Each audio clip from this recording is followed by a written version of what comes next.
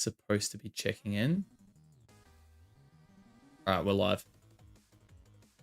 Ah, beautiful.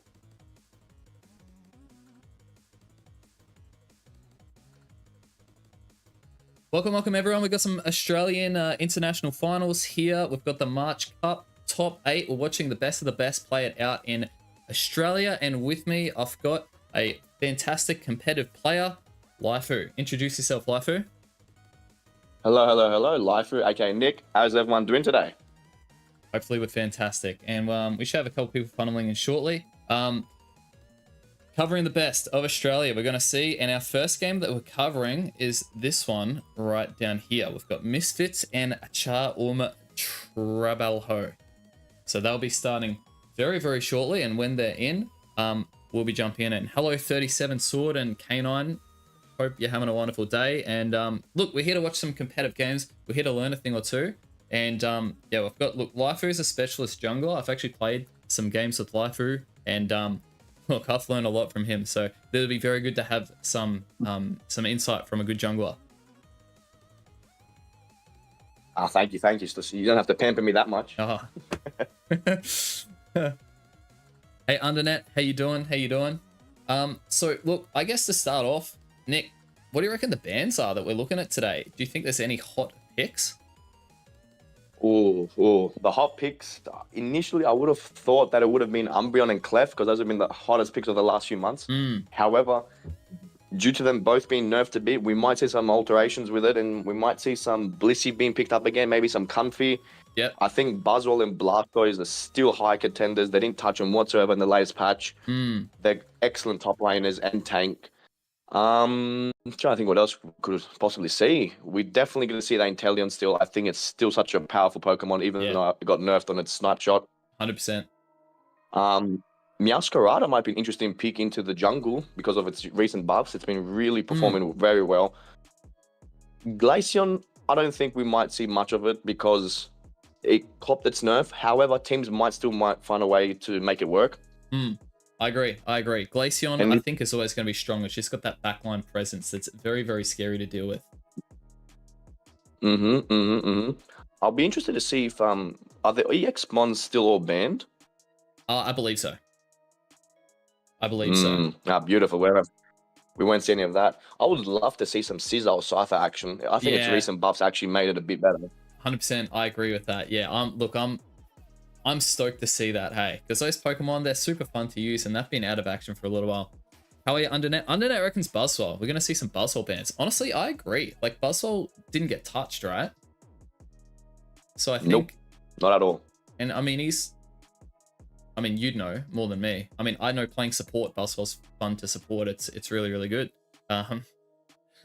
So I think, look, Buzzwole's going to be good. Blaster, I feel like top lane meta's not really going to change at all, right? Look, I don't think it will, but you never know, it might. Like, I think we'll still see the typical Leafeon, Solar Blade. We'll see the Buzzwole. We'll see the rapid speeding Blastoise. Look, it would be interesting if we could see something different, like some variety, like we saw in NA, I believe, where they played Gyarados. That was quite interesting. But I don't think our region would play something like that yet because they haven't figured out how to make it work properly since Magikarp is a bit pitiful in its sorrowful little state. Yep. Bit tough to get going on little Magi. Yep. True, you reckon Blaziken? It is. Blaziken, I reckon, is a sleeper. I reckon Blaziken is definitely a sleeper. Oh, how can we forget? Trevenant. It's recent buffs on Trevenant. We could see a little bit of Trevenant as well. The Pain Split Curse build, I remember from last week when the teams were playing, it got banned quite a bit because not many people want to deal with it. Yeah, I mean, I've been having a bit of fun with Trevenant and Solo Q. I really enjoy it. It's a lot of fun. You just stay alive forever. So... He's super fun. That'll be good. Oh yeah, Animus Acer, I agree. Let's do this. Look, our first game that we're going to be covering, we're waiting for it to kick off. It's Misfits and Achar Trabalho. We've got some great players on this roster. If we flick on over, some of you may know Shutdown if you watch a little bit of Twitch. Shutdown has a Twitch channel. Personally, you want to see A9? A9 would be an interesting pick. We got Animus. Animus, is that you? I believe we're watching your game first. So as soon as you guys are off and live, yeah, awesome, man, awesome. Baby Hayes, Reva, Healy. So some great players there. And if anybody tuned in last time to the AS Cup finals for the Oceania AS Cup, we saw AT, Achar, Trebolo. They were fantastic, right? We saw Cruelly had some great picks. There was some games where he was like level 14 at 3 minutes. He was just killing it. He was doing a fantastic job. And we saw Kian on support. Man, I thought I was good at Hooper, and then I watched some of AT and Kian on the Hooper, and you just realize you got some levels to go to get to this top 8 sort of bracket. So it'll be a good game. I'm really looking forward to it. And it says they're live, so we're just gonna, as usual here, we're not able to really get in much. So what we're waiting to do is we're waiting to see them come up on this spectate mode, and I have got a couple of those players. And look, we'll be keen to go. We'll be good to go, but not quite yet. As soon as they kick off, we'll be diving straight into it. So all 4 games are off, and if we have a look at the projected bracket, we know Antic are really strong. Antic are, who were they? GZ? What did GZ used to stand for, Nick? I'm pretty sure, because it was a bit confusing because there was 2 GZs. They changed the name to Greater Zenith, and then now they've been picked up by Antic Esports. Yes, yeah, that's it. Greater Zenith. And look, they're projected to win. They are our team representing Australia or the Oceania region at the AOS Cup. They've got some fantastic players, and they showcase some incredible picks. So we'll have some good stuff from Antic Esports. And Big Mac and Fury, we saw those guys. They were fantastic. And again, we've got Ground Zero Gaming. They actually didn't make it to the top 8 of AOS, but they've got a really stacked team and projected. I reckon they're getting knocked out.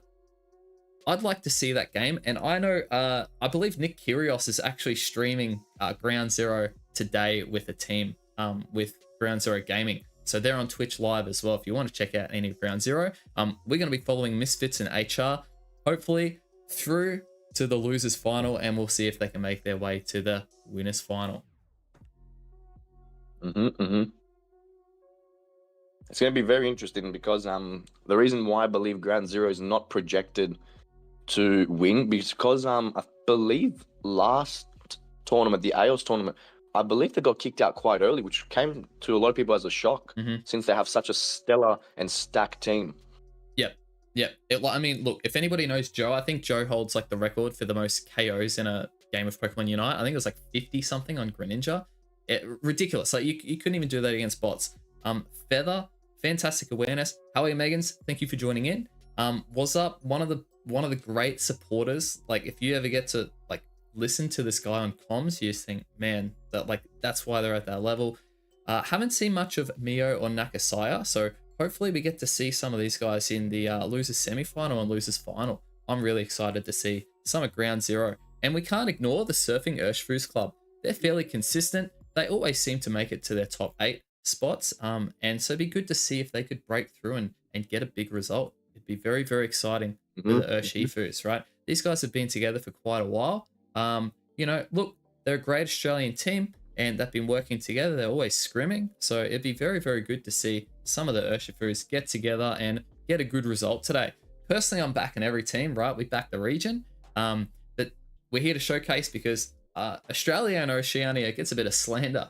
And I'm here to, showcase to our greater audience here that is mostly non-Australian, that no, not quite the case. There's some fantastic players in the Oceania region.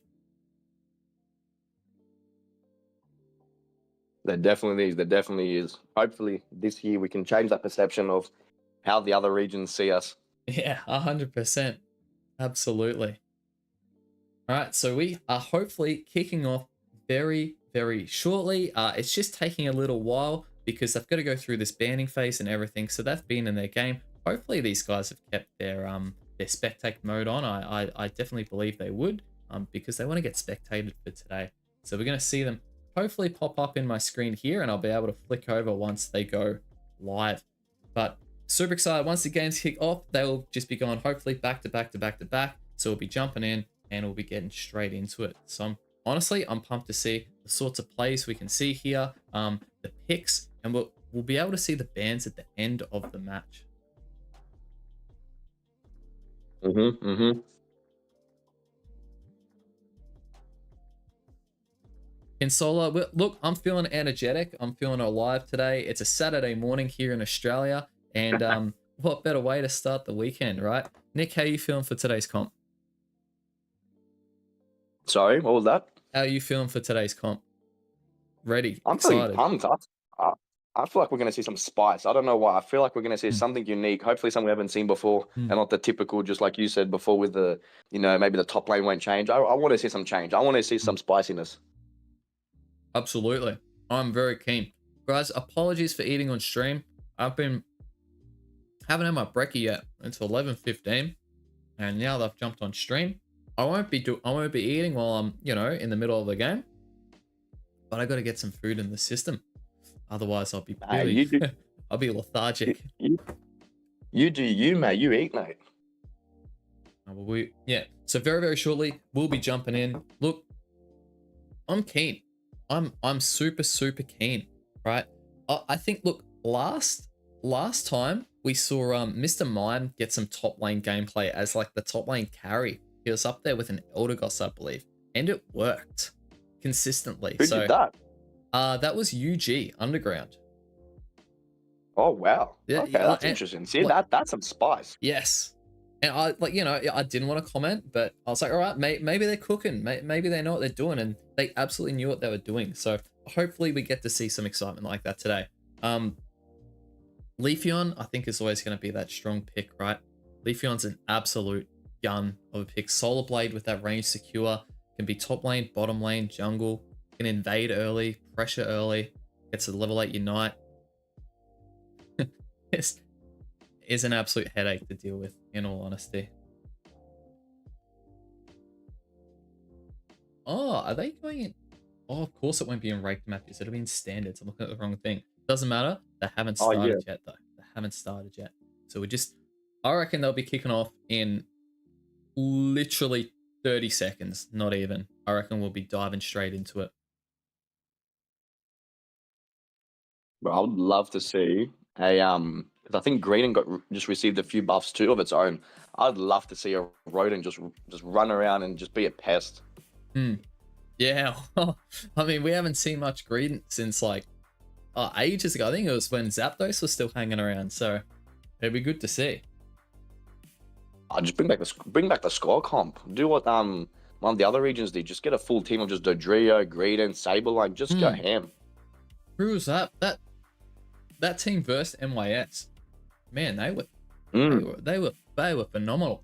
Anyway, looks like we've got our first matchup here. I'm just going to double check that tree is a part of HR, and no, that tree is not. That tree, I believe he's on Ace, isn't he? I'm pretty sure it's either Ace or Big Mac. Oh, Big Mac. That's right, Big Mac. Okay, now we've got Shutdown, and I know Shutdown is captain of Misfits. So, guys, game 1 about to kick off in about 20 seconds. I'm looking at the team comps right now. Let's get it started. Let's head over to it. Let's have a look at these team comps.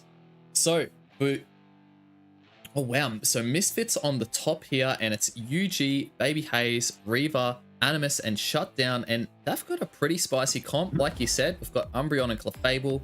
They're still strong, even though they have got the nerfs. And on the side of AT, we've got Crustle, Blissey, Slowbro. That is thick, with Delphox who receive buffs, and Leafeon. So let's do it. I'm absolutely keen. I couldn't be more pumped.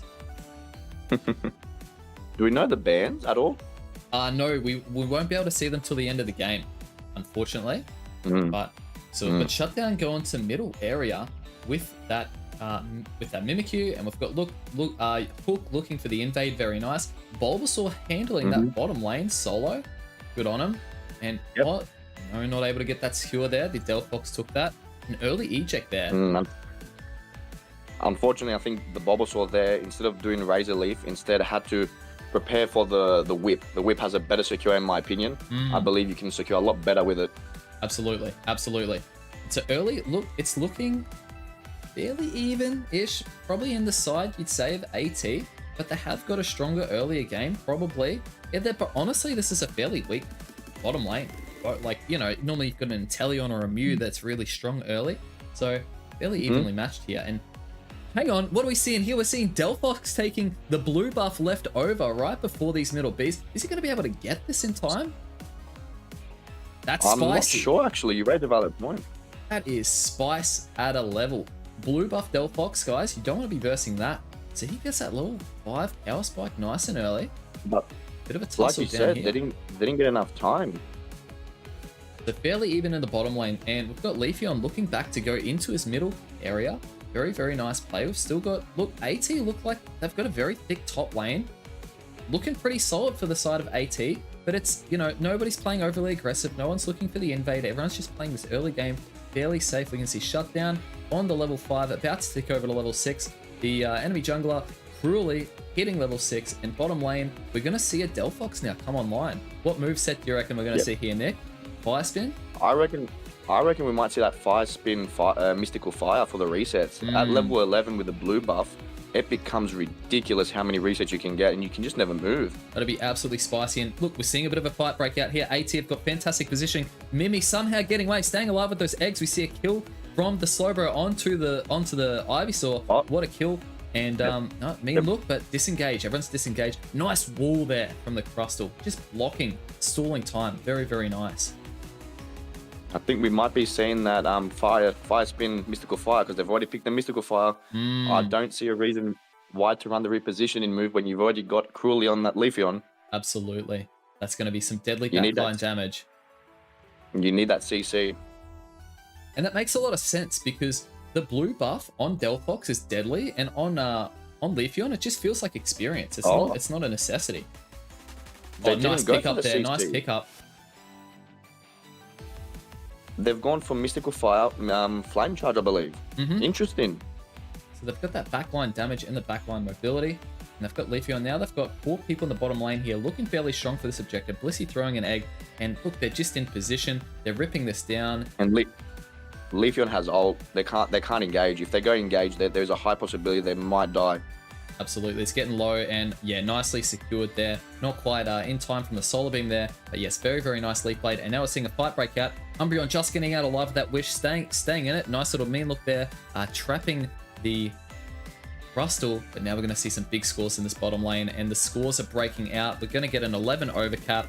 That's some decent mathematics. Now they're just looking to steamroll here. 4 of them in the bottom lane. They can leave those. That bottom lane is completely empty. No farm down there, and they're heading up to the top lane.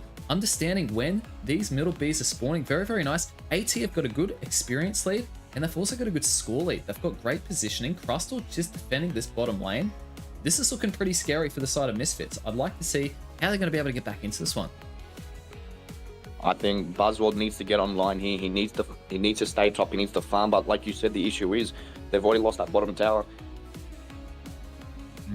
That is, look, that's going to be tricky. They have got that bottom lane farm. That means they're going to be out of position for this objective. And look, they are playing fairly handshaky. 3 unites on the side of AT, and only having a look at a sweep here from Shutdown. Shutdown goes in. Is he going to be able to get the ult off? No, he gets chunked quite a bit. Has to disengage there, and we're seeing the heals come in. We've got Wish and Moonlight.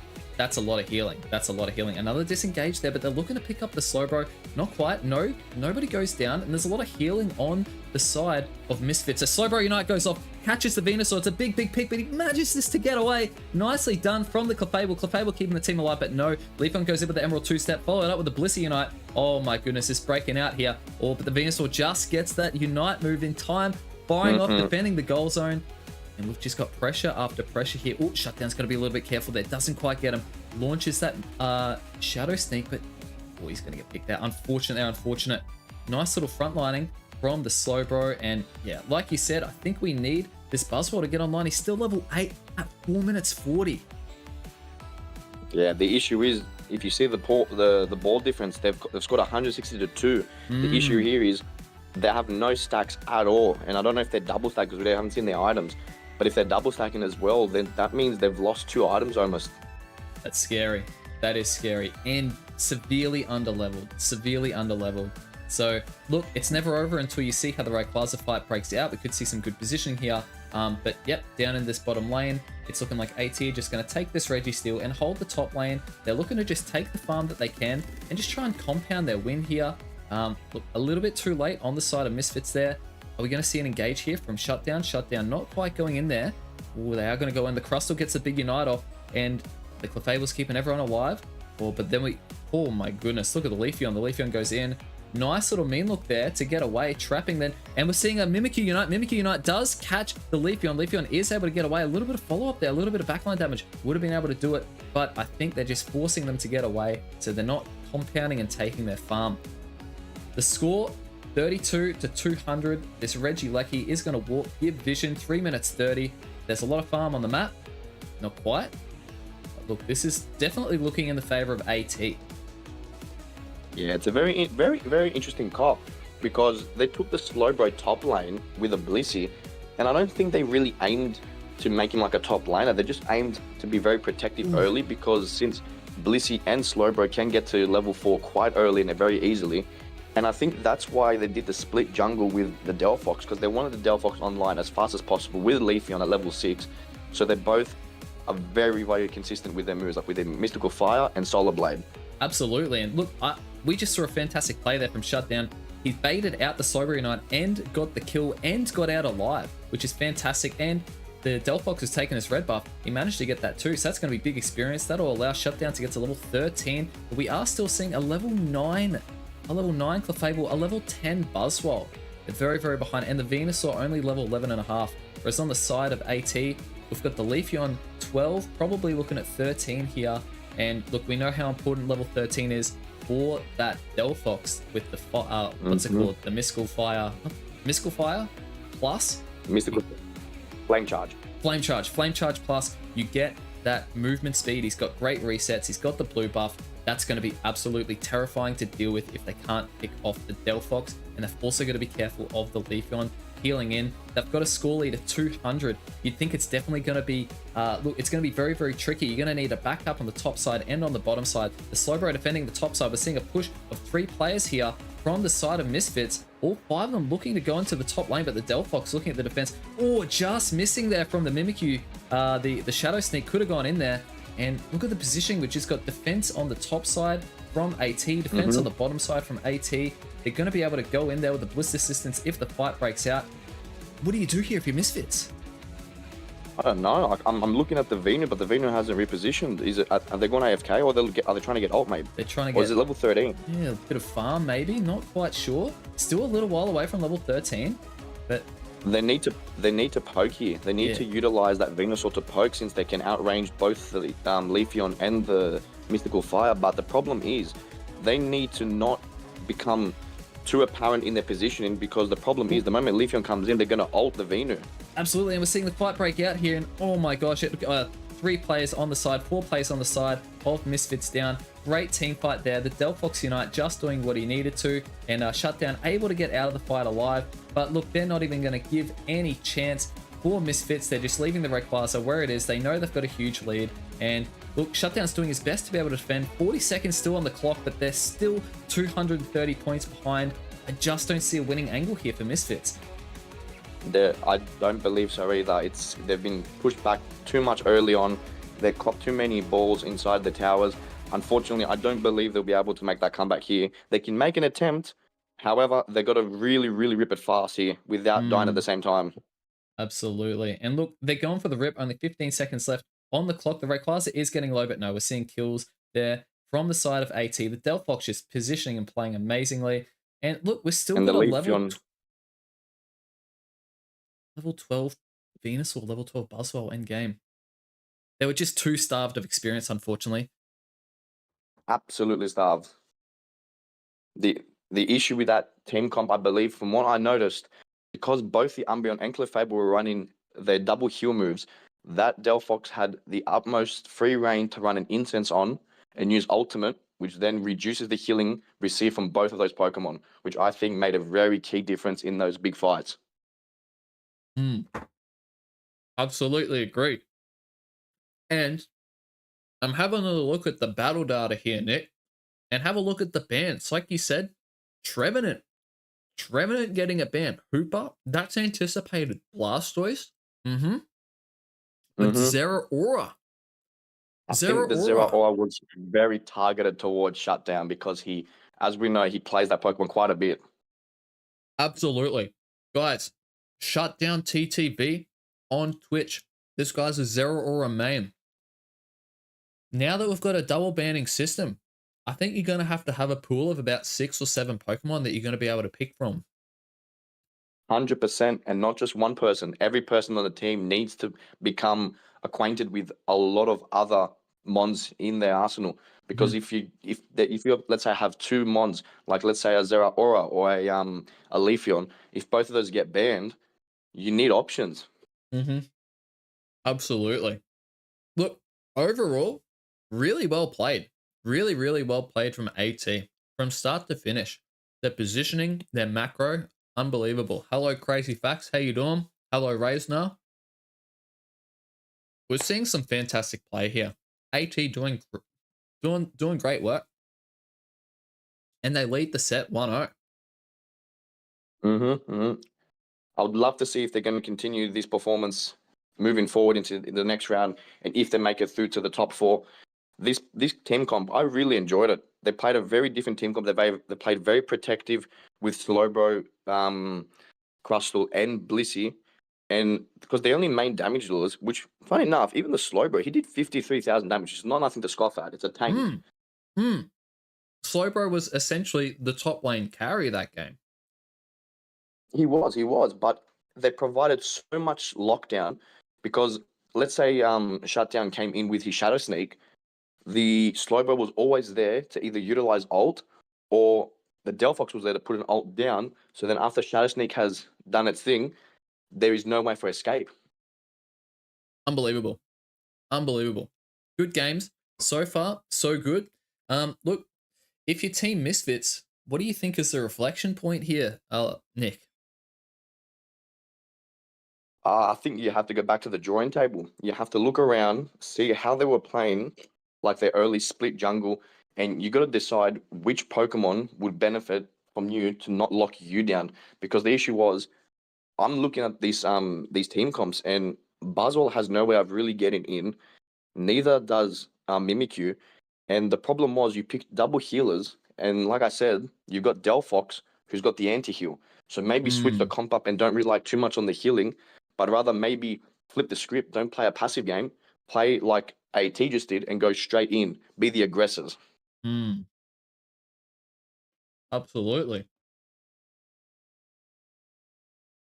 We might see some different ban picks. Because who was picking first in this first match? Who picked first? Do we know? I don't think we know who picked first, but all I can see here is that. Let me pause this. How do I do that? Pause that. What we can see here is that the Leafeon and the Delphox were picked last, and the Umbreon and the Clefable were picked first. And that's a really spicy pick because they probably know they need a lot of healing there.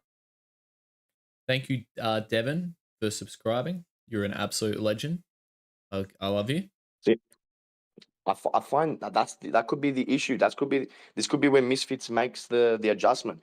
Did you say that they picked the Leafeon and Delphox last? Yes, they were last picks. Yep.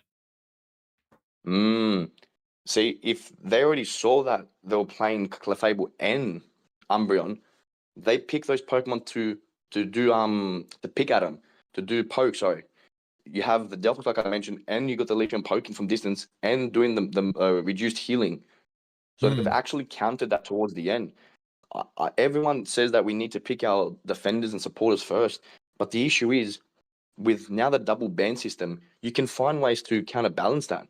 Like you could even pick a Pikachu, for example, with Thunderbolt, to then use that with an Incense to then reduce the healing of the Clef. I don't think the supporters is the way to go anymore to pick first. That's true. Yeah, look, the double ban system has definitely changed. Look, the way that we've got a draft, right? I've personally only played where I've drafted in that solo blind drafting phase, and it felt like it was a simpler time, even though it felt complicated. So we're stepping it up. And yeah, like you said, the defender support pick, yes, we've seen it time and time again, but maybe it's just not the case anymore. Maybe it's just not the way. All right, so let's have a look at this bracket now. We've got Ground Zero going up 1-0 against the Surfing Urshifus in their quarterfinal game. Misfits unfortunately down 1-0 to AT. And if we have a look at the winners bracket, Big Mac have gone up against Fury Global, and Antic Esports have gone up 1-0. And if we have a look at projected, well, it's looking like each team minus ground zero gaming is hitting their projected. Not that this means anything, it's just going off the seeds and how the seeds are calculated. And we know a lot of things can happen in Unite, but it's just a fun little comparison that we can do. So we're just gonna look, we're waiting for game two. Game two shouldn't be too far away because you'd imagine the players would finish their game, head out of that lobby, create a new lobby, and then they'd go through that banning phase again. So we probably should only be delayed no time at all because they are straight into it. And oh my gosh, am I excited to share this with you guys. Let's have a look. Let's have a look. Zero Aura. On a different sorry, Zero Orc. Oh, Zoroark. Zorok. It is Zorok. Zorok. Zorok. Zorok. Sylveon top lane, Clefable. Sylveon bottom lane. You'd imagine that would be with the Blastoise. Azumarill top lane. Animus is a bit of a gun on the Azumarill with the Clef. Look, we've got a fantastic team comp on both sides here. Let's see how this plays out. Yep, like we thought, we've got the Sylveon going to the bottom lane with the Blastoise, the Zero Aura, not the Zero Aura, the Zoro going into the middle, and yep, we've got the Leafeon, truly taking that Leafeon. Top lane, again, we've got the Slowbro and the Blissey. Very, very strong top lane. We're going to see how this plays out this time, and is that a secure from Hayes? No, I don't think it was. I think it was the Slowbro. No. I'm not sure. I didn't get to see that. Oh, nice. Good secure there, but he's got to be careful. The early gank from the Leafeon uses that XP to get away. Nice little escape there from Animus. Level 4.5. Like we said, well, going back to the drawing board, he's got his stacks early. He's level 4.5. So he's definitely on track this time. Looking very, very good. Looking very, very strong. Leafeon in this top lane. And again, we're seeing this blue buff left in the bottom lane for the Delphox. A very interesting strategy. I don't actually think I can say I've ever seen that before. That's super creative.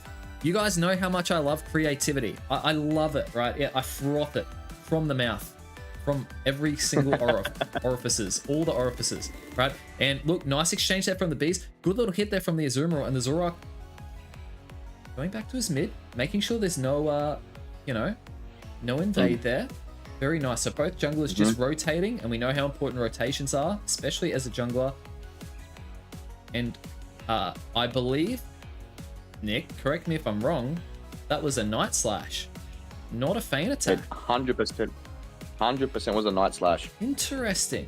Haven't seen much Night Slash Zoroark in Australia. So this, honestly, for me, this is a bit of a first. Oh, sneaky little secure there from the Leafeon. And we're seeing both teams are probably lining up to go into the middle area here. Shutdown and Reaver. We've got the Sylveon and the Zoroark looking in. The Blissey just pulling it away out of the range of Hyper Voice. And now we're seeing an engage. Nice little pick up there from the Zoroark. He's going to go on, gets the illusion out. There's one kill. And definitely looking a lot stronger on the side of Misfits. Nice little early game there. 28 score. Are we going to be able to get it in? Oh, great pressure. Great little combo there. Look, they've got 4 people ganking this bottom lane here. 6 score, 23 score. And look at the pressure maintained by this Zoroark. Is he going to be able to get his 28 score in? Are they breaking? They're breaking at 7 minutes 28. Well, that's a response. They've gone, we're not going to get behind on score. We don't want to play from behind. We're going to take this game straight away. Wow. What a response there from Misfits. Game 2, turning it around. Told you, they got to go aggressive this game. They played too passive last game, and then they just got punished. This game, they're bringing the fight to them, and they're making them make the misplays. Fantastic response. I love it. I love seeing this. They've left the top lane completely empty. They're going to leave it here for an overcap? Absolutely. They will know. I mean, it wouldn't make any sense if the Regieleki's there. Not another little stack there for Cruelly. And look, they're going to take the Regieleki there. They're going to try and equal out the score. So we've got a top tier 1 broken on the side of Misfits and a bottom tier 1 broken. We're seeing the Zoroark is chasing down here. But they have got a Regieleki that they need to defend. Cruelly going back to his mid with that Leafeon. The Blissey just doing a bit of scouting out. And the Zoroark just seems to be everywhere. He's everywhere. Who's the real Slowbro? 100%. He's just zips around everywhere. We're seeing the bottom lane defense here from the Sylveon. You'd imagine he knows that the Crustal's there. Blastoise is coming in. Oh, and then we've got a push of 3 players here on the side of AT. The great defense. They probably didn't recognize that the Sylveon was there. Nicely defended in that bottom lane. Still on 80 score. The players are going to see it's a close battle if the scores maintain where it is. But nice little start here from both teams. Yeah, Misfits already looking, like I said, way better than the first game. They've identified that they're going to play that Slowbro top, and they just let the Slowbro score. Like, it can get its farm and get stacks. It's not a Pokemon that's really spikes at level 9 as a top laner. It's got its Unite move, but it's not a Pokemon like Blastoise or Buzzwole that really excels at that level 9 onwards. Just great, look, great decision, great response. And we're seeing an exciting game 2 coming out here. About halfway through the game, looking fairly neck and neck. Great level of awareness there from Shutdown to chase this Leafeon back to the tier 2, but not quite able to get there. Unfortunately, are we seeing a fight break out down here? No, we're seeing Misfits get into position. The scores is neck and neck. And what are we seeing on the side of AT here? They're just looking at this Reggie. Lecky. Yeah, they might decide to just go for that top break, and then right before Ray spawns, get another Regieleki to go into the base. Because look, you got to be careful of the timing here. By the time this is secured, especially if they've only got one person down there ripping, these guys can smash this Regieleki, walk it into the tier 2, and if they break that tier 2, you got to be careful if you're Misfits, because that could be very ugly very quickly. And it looks like that's exactly what they're going for. Are they going to base though? Are we seeing a base on the side of Misfits? No, that they're getting a little bit. Maybe they're doing the reverse. Maybe they're going for that bottom. I mean, against a Crustal. Yeah, we're seeing. Oh no, okay. AT have come to defend there. Blastoise Unite, break it. The fight breaks out, and oh, wow, we're seeing it go into the sides of Misfits. This is kind of tricky to keep up with. Fairly even here. Are we going to see the Leafeon just getting away on like an absolute nick of health? Nice little combo there from the Zoroark. The Zoroark just picks up the what do you call it? The Delphox, but unfortunately getting picked there by the Slowbro Unite. Great play there, and yes, Reaver's going to have to back out there on the Sylveon. Doesn't quite get there. Do we see any score go into the top lane? We saw a little bit go into the top lane, and now AT are going to push onto this bottom goal zone. Guys, the score is still neck and neck. We're seeing great counterplays on both sides, getting top objective, bottom objective, pushing tier 2s. It's like a mirror. It's a reverse mirror. It's exactly a reverse mirror. They've done excellent to defend their Misfits bot with, I believe that's Hook on the Blastoise. They've done absolutely stellar performance there. But I think they may have overextended slightly too much on that bottom tower, which led to a few KOs, which now I think everyone on the board of the side of AT, they've gained back that EXP though. That's the issue. So exactly. And now they've just broken that bottom tier 1. So they've definitely got the advantage there at Ray with their own goal zone. AT, it's still neck to neck, I believe. It is. You'd say you'd say with the Ray fight, you've got a slight advantage with this top goal zone here, but not necessarily, because it's easier to peel 100 back cap when the fight breaks out. So look, very neck and neck here. We've got a top objective and a bottom objective. Both teams look like they're floating for this top objective here, scouting bushes, looking, and nice little Solar Blade there, hitting the Fable, but no, we're going to see the side of Misfits go into that bottom lane. Crustal just defending the bottom lane, and again, AT are going to hit this Regieleki. They're going to force it to give pressure and give vision while they're able to do a little bit of farming, maybe hit some power spikes right before this Rayquaza fight. Yeah, absolutely. They're going, like I said, for that top break. They're trying to get that early lead leading into the Rayquaza. But I believe maybe Misfits might go for the team fight here. They might believe that, okay, they've got the Regieleki. If they push this, they push this. If they overextend, we can possibly pick one off. However, going into this Ray fight, there's a way. There, that's exactly. I believe that. Oh, how is he not seen? There we go. He's been spotted. Ooh. Nice little ball there from the Crustal, forcing the other team out there, and nice surf there from Hook, forcing them back to run around the Rayquaza pit, trying to get his team position on this bottom side. Great surf. They need this, what's it called? They need this. They need Animus on that Azu. They need to either start an engagement with Hook to somehow peel off the Delphox or Leafeon. The moment one of those two Pokemon are dead, there is a very, very, very high chance that they can really steamroll this team fight. Well, absolutely, and we're seeing the fight break out here.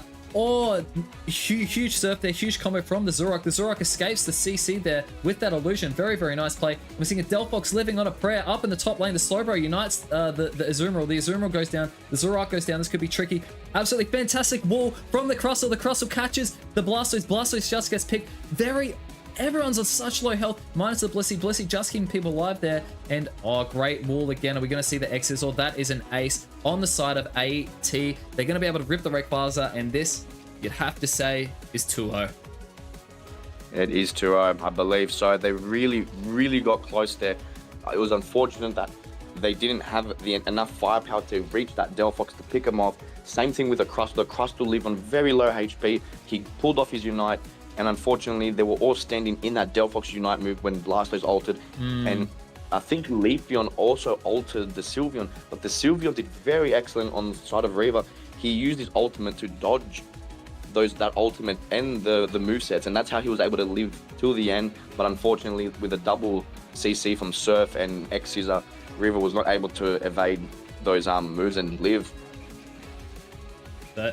That's where it ends. Losers quarterfinal on this bracket. AT are going to be proceeding to the losers semi-final, and we're going to see who they're versing in their 2-0 game. Look, we might have a stall. We might actually be able to pick up a third game of another set, but that's that set finalized. And absolutely, I agree, Undernet. That was a super clean Ray fight. That was a fantastic Ray fight. Honestly, well engaged on the side of Misfits. I actually thought they had that. They had the Crustle in a very vulnerable position. They had him completely surrounded. The Zoroark hit the combos.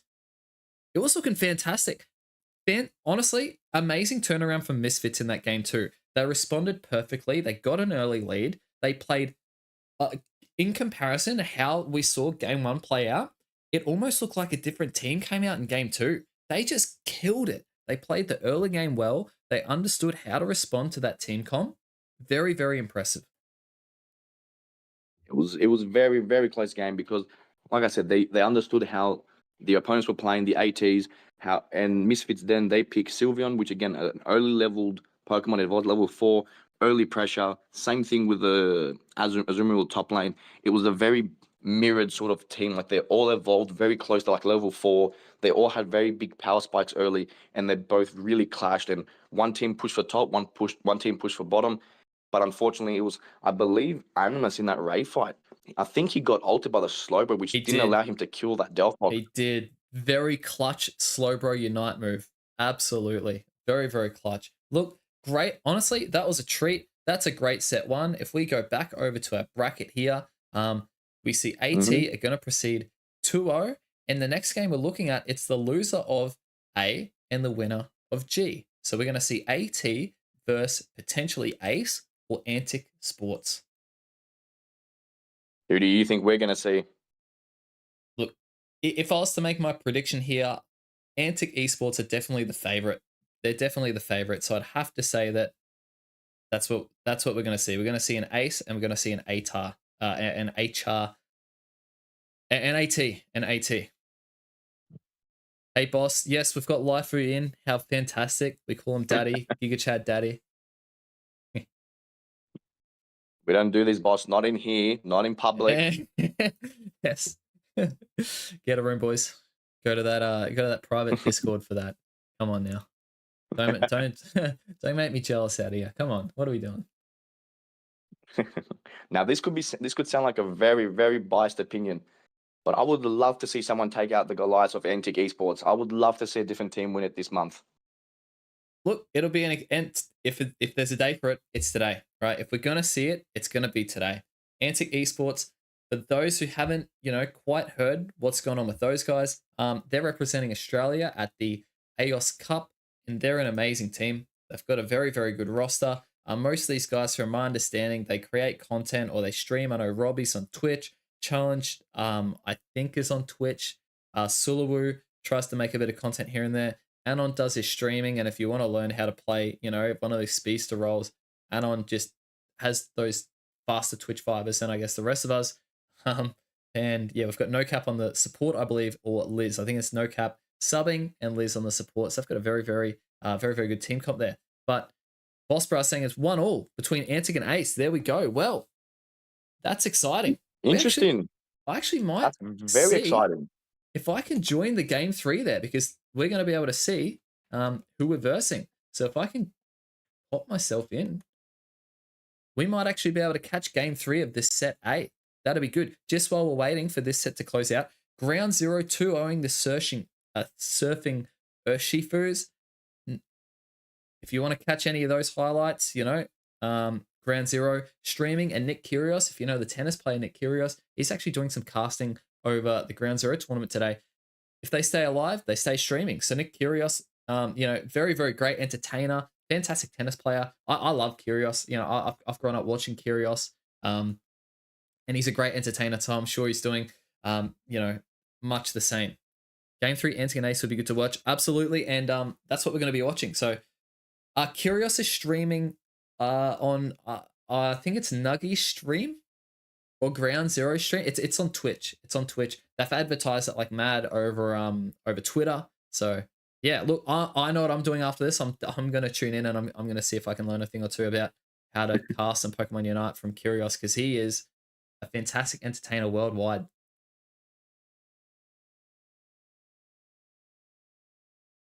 The game 3. Yeah, I think Boss did say Nugget is streaming, but joined with Nick. Yep. Yes. So we could I actually might have a little peek while I'm sitting here waiting. Let me jump on over and let's have a little peek. Let's see if he's Is it on it's on Twitch? Yes, on Twitch, Nuggy stream. Let's see. Are we gonna hit an ad? Come on, Nuggy. 15-second ad. And Fury and Big Mac are 1-0 as well. So the winners bracket's looking pretty tight. Both teams 1-0. And yeah, they're both.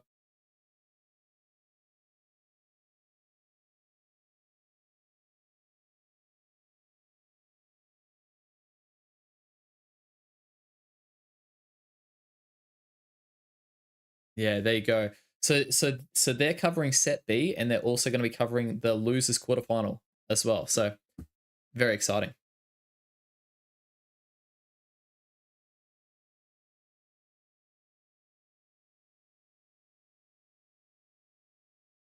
Yeah, there you go. So they're covering all the Ground Zeroes games. So yeah, very, very cool. All right. Interesting. To the roster. Look, we're waiting on game 3 here. It'd be an absolute treat to see Antic Esports and Ace play it out, to see who continues. Guys, if you're in the winners brackets in one of these comps, you want to stay in the winners brackets, because when you get into the losers brackets, you have so many more games to play. You got to grind so much harder. So when these teams are 1 each a piece, this is a big deal for them, guys. It is a big deal. I'm pretty sure. I believe I remember seeing, was it last month? I believe was it Ace that took down Antic Esports, and then Fury was on the winning side, and then I think Antic came back from the losers bracket, and I think they just won majority of the games. So it's not impossible. It's very well it's very well possible to come back from the losers bracket and just absolutely play a stellar performance and just proceed to the grand final and win. It happens. It happens. And look, with all shortfalls comes a fantastic comeback. So no hero stories made in the winners brackets. So I'll be right back in about probably 20 seconds, 30 seconds, and hopefully by that time we'll be kicking off the next game, which will be our set 8. Beautiful.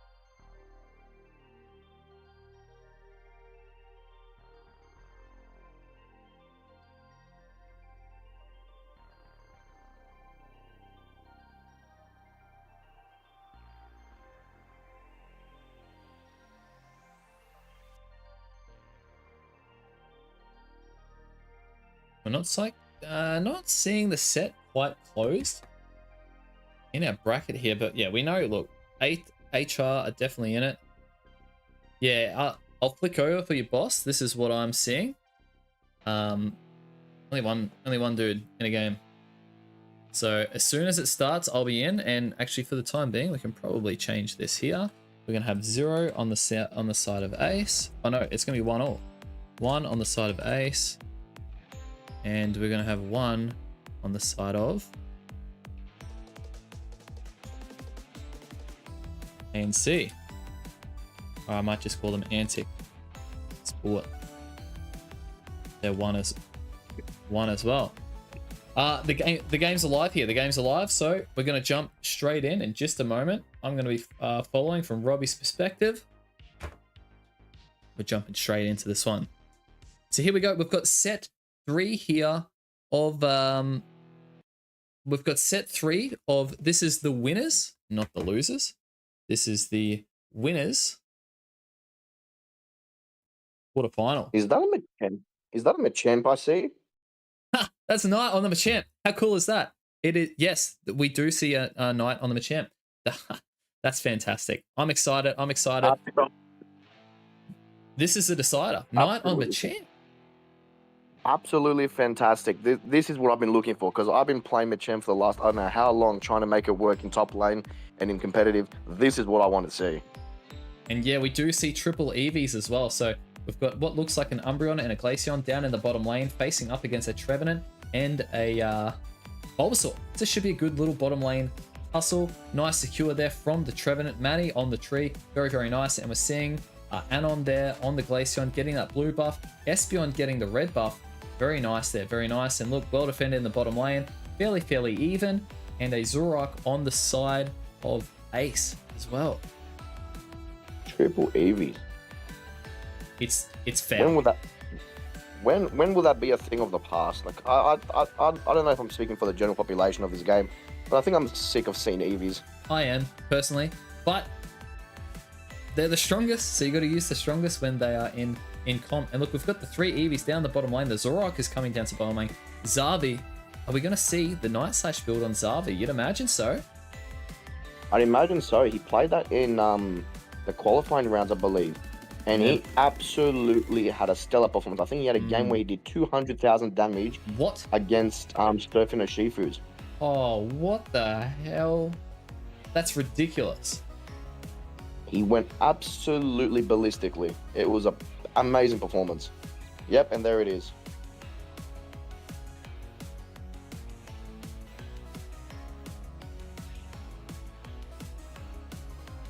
Interesting though that everyone's been, well, not everyone, a lot of people have been picking up that Venusaur in that bot lane position. Like, it's an amazing Pokemon late game, but I feel like it struggles a bit with its securing at times. You've got to get that boosted basic absolutely perfect after your Vine Whip. So, look, it is an interesting pick. We're going to see Zavi hit level 7 here, go in for these mid Bs, catches the end of them, and yeah, a very quick disengage there from the side of Antic Esports. And honestly, I feel like that's the difference. We saw how quickly they went in and went out there. It's great play. That's great play. And we're going to see Robbie on the Umbreon getting caught out a little bit there. There's a lot of pressure on the bottom tier 1 on the side of Antic Esports. But look at how much damage those Icicle Spears do. Are they going to be able to catch him? They've got him with the mean look. Oh, they've got him with the mean look. Great play there. And how is Robbie alive on the Umbreon? Now we're seeing how powerful the Glaceon really can be. If he locks on with those Icicle Spears, you can be in a lot of trouble because he can just run away. Holy moly. I feel like they didn't nerf it enough. They didn't nerf it enough. That has turned that bottom lane around completely. We saw that combo of the mean look with that double Icicle Spear. Very, very nice. 4 players on the side of Ace in this bottom lane here, and seeing 3 players plus the Espeon in this bottom lane. We're seeing a little bit of a fight break out. Zoroark going in, perfectly timed combo there to get out and do the damage there. We've seen the Solar Beam get used. Is he going to have it for secure for this Regice? But it looks like they're just trying to bait out this objective, bait out a Unite move, force the team away. Fantastically done. Didn't overcommit. Trevenant stayed forward with that Clefable, and now the Zoroark is coming in for the cleanup. Very, very nice Unite move there. from that from the Espeon, but look at this. Zoroark is just running rampage over here. Yeah, I think that's a very, very key moveset to evade those icicle spears. Because once those icicle spears have locked on, because it's a point and click move. They're the most broken thing in this game. The moment they've locked on, your HP goes from full, as we saw that Trevenant, down to 0 very quickly. And all it takes is one level lead, really. I think the Zoroark is going to be an excellent choice in this fight. And I'm going to pan up over the top lane here because we haven't seen much as Machamp, but as we go up, he's a Machamp now. So very nice there. Nice little escape there from Zavi. Oh, the eject over the top picks up the Zoroark. Are we going to be able to see this? A 3v1 on the pad. Knight doing his best to defend here. Oh, how does he do that? Dashes around, gets his Unite move off, but fantastic defense there from the Blastoise. Is that Robbie on the... No, that's Sulabu on the Blastoise. Fantastic maneuvering. Very well done there. Top lane is getting defended, though, on the side of Ace. I don't know how they've done that. I think the mistake, the misplay there was by Zavi. I think he wanted to somehow deal more damage to that Blastoise before he could get his ultimate off. Because I think when he died, he gave the Blastoise ultimate. He shouldn't have gone back in. He should have just left. He had very low HP, but it was very excellently done by Knight to push back that Blastoise with the Unite move. That was a fantastic play. Using the Unite move in a defensive way. Normally we see the Machamp using the Unite move in an offensive way. And we're seeing the fight break out here. Zavi's going to be able to get caught. No, he uses the Unite move. Dashes out, but the Espeon catches him with the Unite move. And now the Espeon's going to be able to follow up. Uses that side beam to lock onto the farm to then follow up onto the enemy team. Holy moly, we're going to see a little bit of a team up here, are we? And yes, very nice work from the Eldegoss. 40 score here. Unfortunately, we're not going to see an overcap just because of how those mathematics work. 40 and 40, they've broken the top lane. They've got score on the board, and we didn't see much score really up until this point. Now they've got the Regieleki. He's going to walk down into that bottom lane and give vision. And we've got a bottom objective. It is a Regirock in the bottom, and we can see the side of Ace are looking at their positioning. They're happy to let Knight just farm up in that top lane and defend that objective by himself. I found it interesting that they decided to go for the break, the even break, because not only did they go for an even break, they've also allowed for the Machamp to get extra farm, so he's not going to be starved. Exactly. But I mean, look, they know what they're doing. You know, that have their reasoning for that, I'm sure. And look, we're seeing Ace follow up. They're going to return the score in the bottom lane here. And yep, Robbie goes down. The Glaceon doing what he can with the Unite move to defend. But oh, look at that aggressive play from the Zoroark. The Zoroark getting a triple KO there. Does he go down? Where'd he go? Oh, the illusion. He fooled me. He fooled me with the illusion. Doesn't quite get the 50 score in there though. But yeah, they're gonna back out. And look, the Venusaur is just taking care of this Regirock. Great play. Great little turnaround there. Are they playing? Is it just me, or is Zavi playing cut on that Zoroark and not Shadow Claw? It looks like cut to me because he's getting a lot of lifesteal. I don't know whether the Fable's able to follow him around that quickly. Yeah, he's definitely playing cut, not Shadow Claw. Oh, that's very interesting. He's going for a very sustainable way, like because like I said, it counters the Glaceon with its Icicle Speeds. So he comes back down from his Knight / combo, and then he just heals back up and kills him. Yeah, look, he's going on the engage. He's perfectly timed. I just thought, like, I wish I might have to review this, right? He's perfectly timing that last hit to get the claw and then get maximum distance between himself and the enemy to stay safe. Exactly right. He positions himself very well there so he doesn't get caught out. And we're seeing Matty, unfortunately, on the Trevenant is going to get a little bit caught here. The Zoroark coming down. Is he going to be able to pick off the Glaceon? Not quite. We've got a lot of healing there, and he does back out. Does use that illusion to get away from the Icicle Spears. Going in again, playing very, very, very aggressively. Is he going to be able to stay alive? Use the Unite move to stay alive. Unfortunately goes down, and a lot of members on the side of Antic Esports are quite low. This is game 3. This is a very big deal. Seeing Sulabu come in on that Blastoise from behind, picks up 1 kill, 3 members down on the side of Antic Esports. But again, it feels like a little bit of an inconclusive fight there right before the Rayquaza that could have gotten out of control. And you can see on the side of Ace, they're just looking at doing a bit of ripping here. They're pulling the Rayquaza because they realize that there's no Glaceon, there's no Espeon. This could be very, very tricky. Sulabu, this is the Ray fight right here. It feels like an early Ray fight. The eject and the Unite move from the Blastoise. They've caught so many members. He catches 4 members with the Surf, 3 members on the side of Ace go down. Antic Esports followed up with that Eldegoss Unite, but then we see the Eldegoss go down. There's so much action going on here. It's the Ice gets caught, unfortunately, leaving only 1 member on the side. No, the Venusaur's down, and Antic Esports have taken the Rayquaza. Yeah, that was... Wow. I think they all got caught by the, I believe was it the Eldegoss and Blastoise. Wow. The Blastoise catching 4 members with the Unite move and the Surf. Oh my days. But look, it's not over yet. It's less than 100 it's not points. over yet. And when, absolutely. Okay, look, we've got 1 extra score there. It's within 100. It's within 200 points. It's within 2 scores. They've got the tiers there. And are they going to be able to get the kill on Umbreon? That would be a very, very big kill. Umbreon, fantastic defending. They do get the kill. It's 5v3. Are they going to be able to push? There's 2 members here on the side of Ace trying to break the shield on the Blastoise. Blastoise only got 2 score.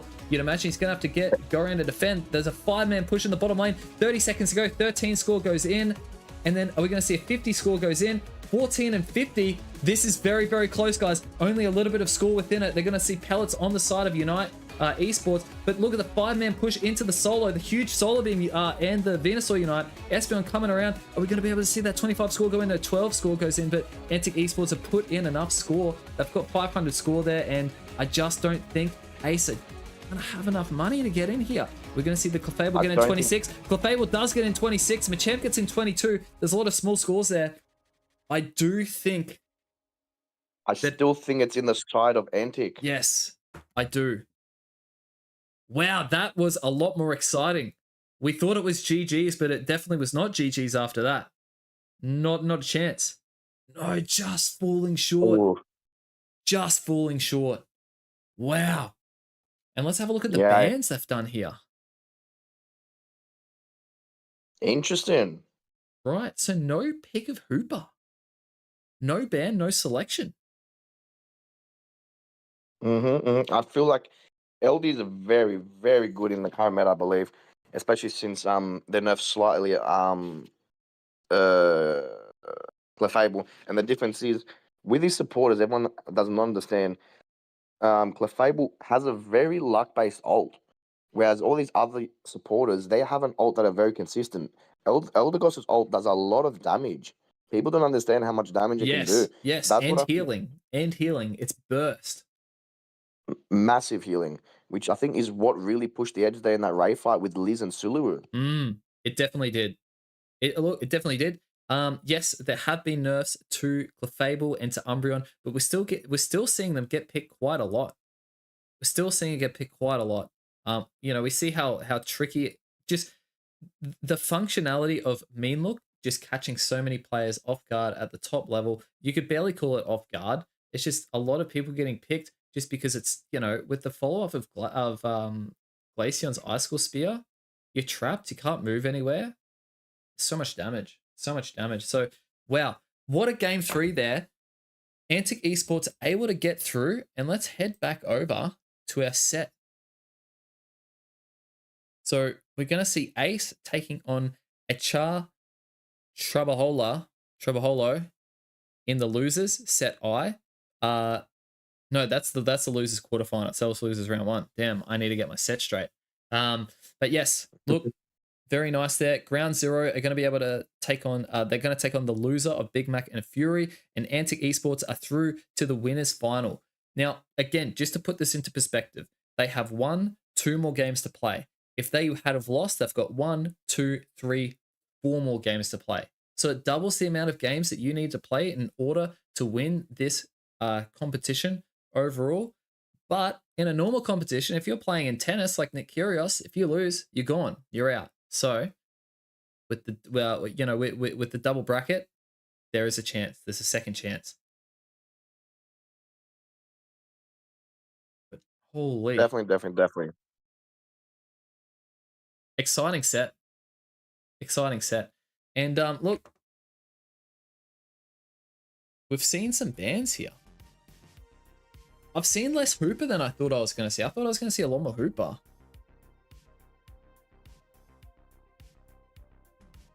I think the issue I believe Hooper has is because of the recent nerfs to how long it takes to get your HP back when you go to base and then come back through.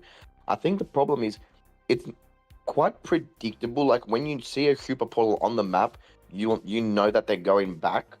You know that they're going to go back, get the HP. There's going to be a delay, and during that delay, you can initiate a fight or an engagement and cause things to happen.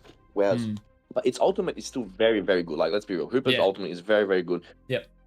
I don't know though if it can outperform currently in the current meta with this whole top lane Blastoise, Buzzwole type of meta and Speedster meta or Glacier meta. I don't know if the healing necessarily is the biggest way to go because everyone just is running that anti-heal item or running Pokemon that constantly hit you and inhibiting you from getting those heals. That's why we saw, I think, Zavi on that cut and Night Slash to do his own healing and get in and out.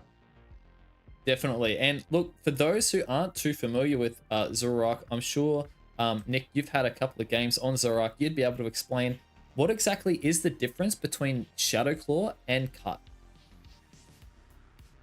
Shadow Claw and Shadow Claw and Cut. The difference is, I believe, Cut might be coming back faster, very slightly. I could be wrong with it, but it's a lot more consistent in terms of sustainability. Whereas Shadow Claw, it provides you that little split second. I think it's like 0.5 seconds of stun, I believe, like a little knock up if you hit the end part of the Shadow Claw. So if you want to play a more dashing backwards and forwards with a bit of CC, you'd rather play Shadow Claw with Fade Attack because you're really zipping around.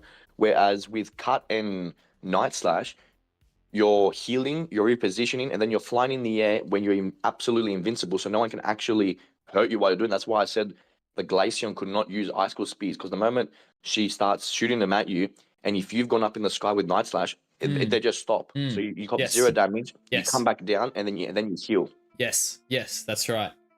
That makes a lot of sense. Honestly, I didn't even consider that until you have said that.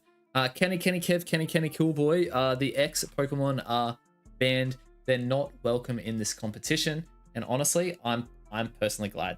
I'm personally glad to see that. I don't have a problem with that. But yeah, look. Let me play my Zacian. No, thank you. Look, I'll support it, but I'm not playing against it. Another pick that another one is Eldegoss, right? Now Eldegoss, I think, does get understood a little bit. So one thing that I don't, well, hopefully everybody understands this about Eldegoss. When you use your boosted, it does some nice damage, but it also, where does it say right here?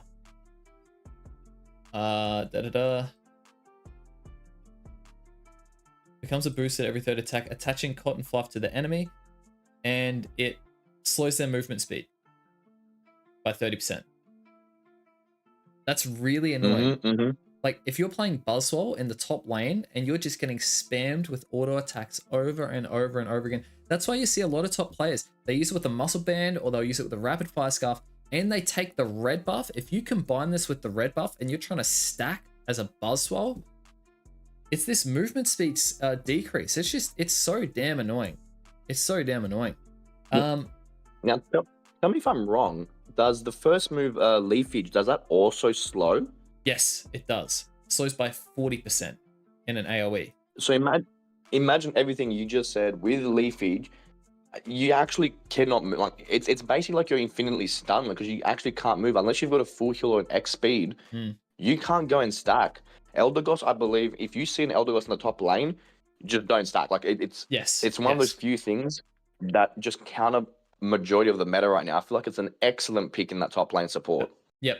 I mean, I've personally always been a fan of Eldegoss. I know, Nick, when we started playing it a little bit, I was always like, yeah, I want to play Eldegoss, and everyone else is like, okay, how about Hooper? How about Blissey? How about Clefable? Which admittedly, prior to the nerfs, Eldegoss is not the pick, in comparison, but the functionality that this Pokemon brings, look, And there's a one thing as well. If anybody's played solo queue and tried to use pole and puff, it's so damn annoying because the pole and puff puts down an AoE healing area, and the AoE healing, if the enemies stand in it, it damages them. So it's really, really good AoE healing and damage. But the other option is Leaf Tornado, and this is one thing I don't think many people actually know. Leaf Tornado does this at level 11. So this only really happens at the Ray fight. If you're playing Eldegoss properly, you shouldn't be level 13 or 14. You're hitting level 11 or 12 by this endgame. But have a look at what it does. Enemies hit by the tornado will miss all of their auto attacks for 2.5 seconds. That's like, it's why like back in the Zapdos map, what was that called? Remote Stadium. Back in the day, yep, this, like, no one used Pole and Puff for this reason, because like Cinderace was annoying, Greninja was annoying. There was another auto attacker back then who was really annoying as well, and you just Leaf Tornado it endgame. You just like aim and go bang, Leaf Tornado. It'd be really, it'd be really good. And Cotton Guard, we know how good the AoE healing as well. You raise a valid point with that Leaf Tornado. Currently, because we saw on the side of Antic, they played that Glaceon. The Glaceon needs to build up with basic hits, their Ice Shards. That'll be an interesting idea to maybe counter it. It is, because you what do you call? You want to build up those Icicle Spears on the Rayquaza, and if you just throw a cheeky Leaf Tornado, give your team a little bit of mobility in that that little zone that they walk through. But then he can't build those crystal stacks. But, he might just be sitting on 4 instead of 8. And that makes a big difference if you've ever felt the wrath of getting hit with crystals late game from a level 14 Glaceon. It essentially halves the damage output. I think it's an interesting choice, because if you see like you said, like a DPS of that, like Cinderace or Greninja or Decidueye or Duraludon, or someone that can constantly just keep shooting and shooting and shooting, it will really counter, I reckon, this current meta.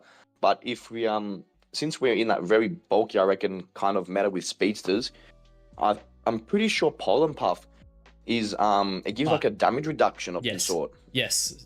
Okay, let's talk about that very, very briefly. Late game, Pollen Puff will, so when it attaches onto your ally, they receive 20% less damage for 2 seconds.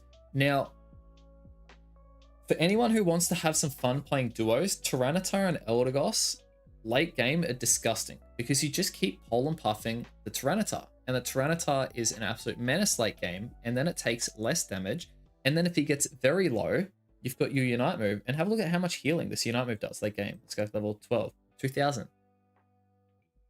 It's a disgrace. It's disgusting. It's but it's fun. I'll do you a worse one. Put it on a Trevenant with Curse and Pain Split. Oh, block your ears, everyone. That's just filth. Trevenant, Pain Split. I actually haven't looked at the mathematics of Pain Split yet, but what does it actually do? I'm pretty sure, as they again, I have this is one I haven't looked at either in terms of mathematics, but I'm pretty sure that the Pain Split idea behind it is to heal yourself and to also damage people when they're hitting you. And then you've also got Curse, which is just an AoE damaging move. So the more they're hitting you, they're just hurting themselves, and you're healing back up because you've also got the Trevenant passive. Yes, you do too. Oh, wow, that's gross. And you've also got Trevenant heals 120% of the damage dealt on each tick to that linked enemy. And you get the movement speed, so you can hunt them down faster too. That's very, very spicy. That is very spicy. Look, let's go back over to our set for just a moment here.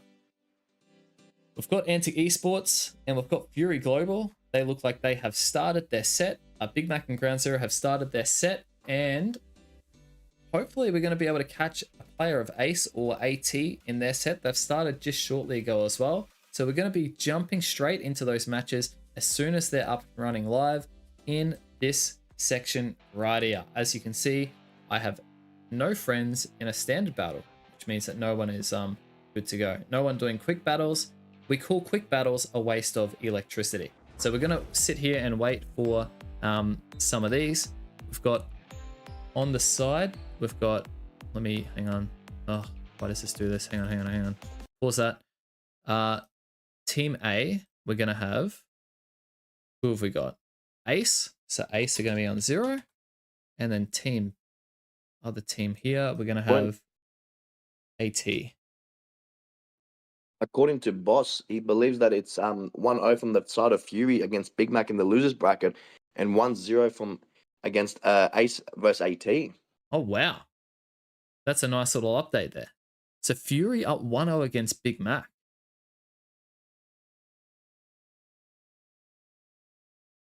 I think it's Ace 1-0 AT.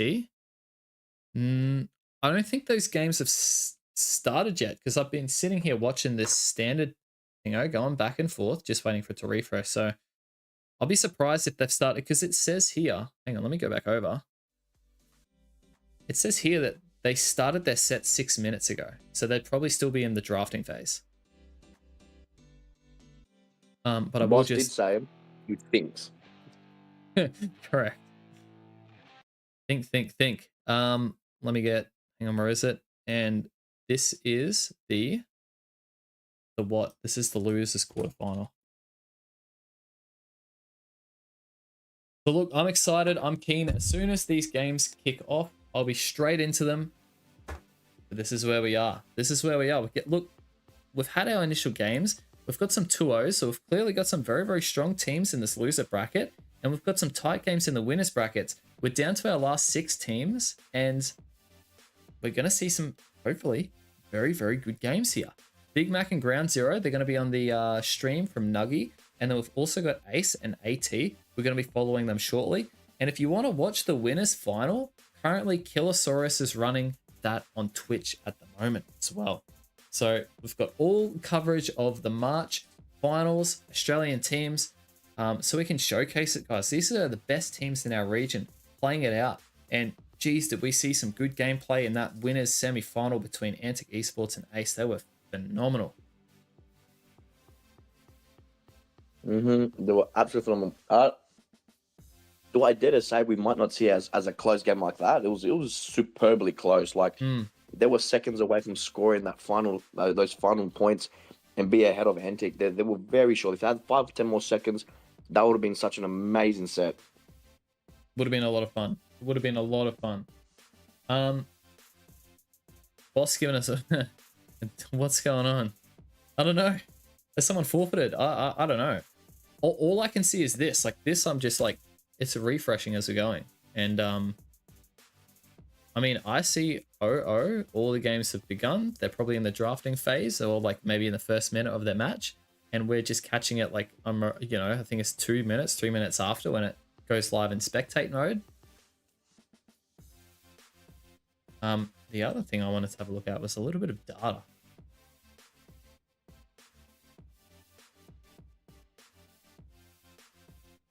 What do you want to look at? Unite API data. I froth a bit of data. I love it. Unite API, it's takes its little while to load. Look, like you said, Nick, Masquerada. I thought we were going to see a little bit more Masquerada. I actually did.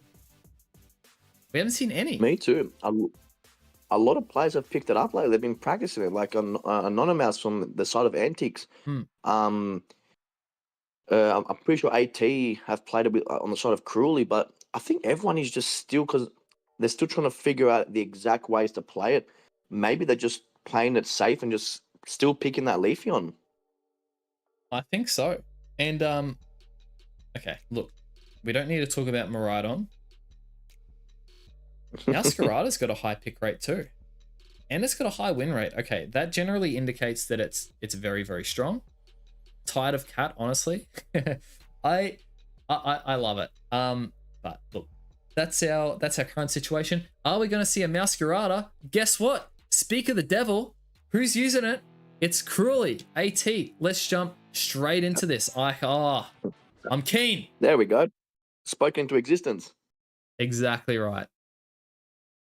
And we're seeing Hooper and the Blaziken, like you said, we're seeing the Blaziken in the top lane. So we're seeing some very, very spicy picks here on the side of Ace. They've got the Zurak, but then we've also got the Masquerada, and we've got some cool team comps here. I cannot wait. I'm very, very keen. Let's see it.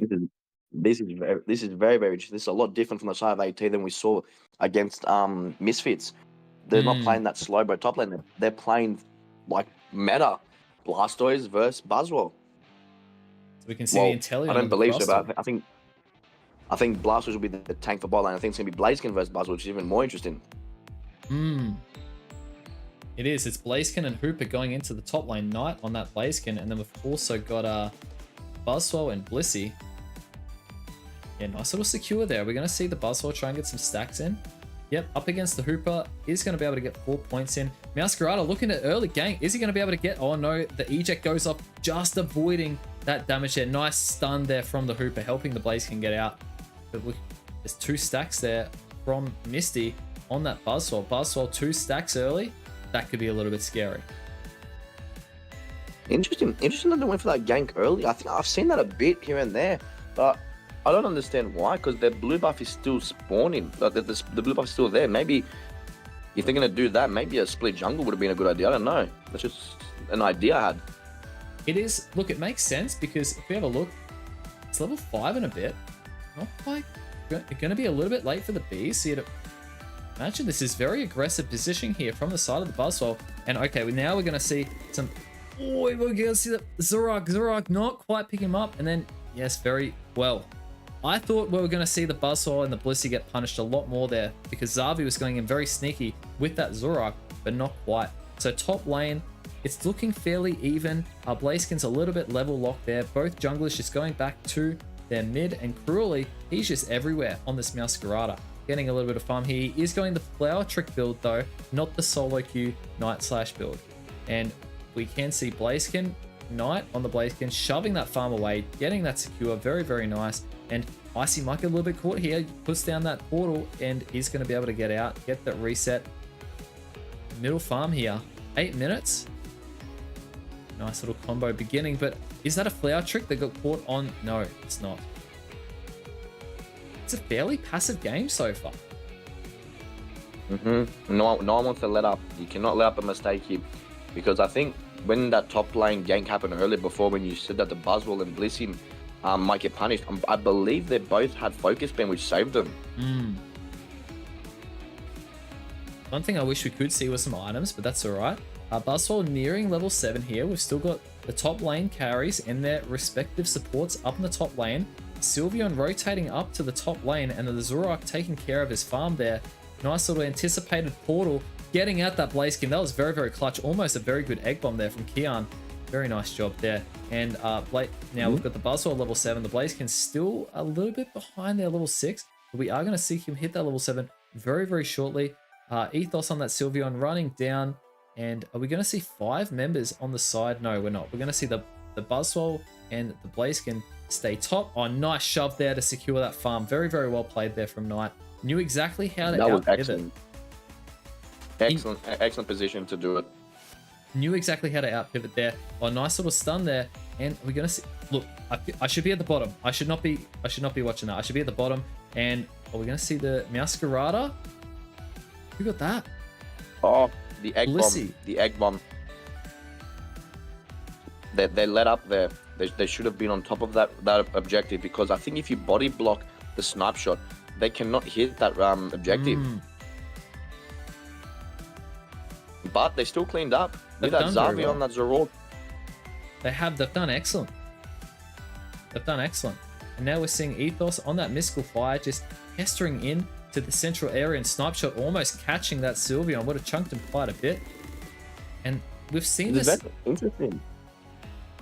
Seen this a little bit from AT, but this side it's Ace doing the damage. They're breaking that bottom lane nice and early, taking the objective, and then just looking to dominate top. We can see a Buzzwell goes out, picking up the Blaziken, very, very nice. And then we're seeing a fight break out here. Zorak going in. Zorak almost going down, but gets caught by, illusioned out, but didn't quite get away from that. 2 members on the side of Ace going down. AT looking to push on this top tier. If they can break one of these goal zones, that'd be very advantageous, because we know how strong Hooper is with both of those goal zones. The Unite move there from the Blastoise to defend the goal zone. Still on 16 here, so it's Ooh, snipe shot going in. Holy dooly. 40 score, 26 score. They're just doing whatever they can to try and break it. The defense here, the Zorak going in with the Unite move. Zorak gets 1 kill there, gets 2 kills on the Blissey.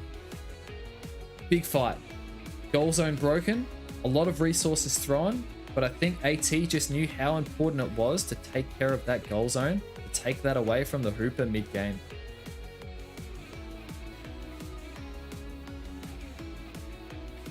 We're seeing a bit of a solo rip here on the side of AT. They're taking care of this Regieleki.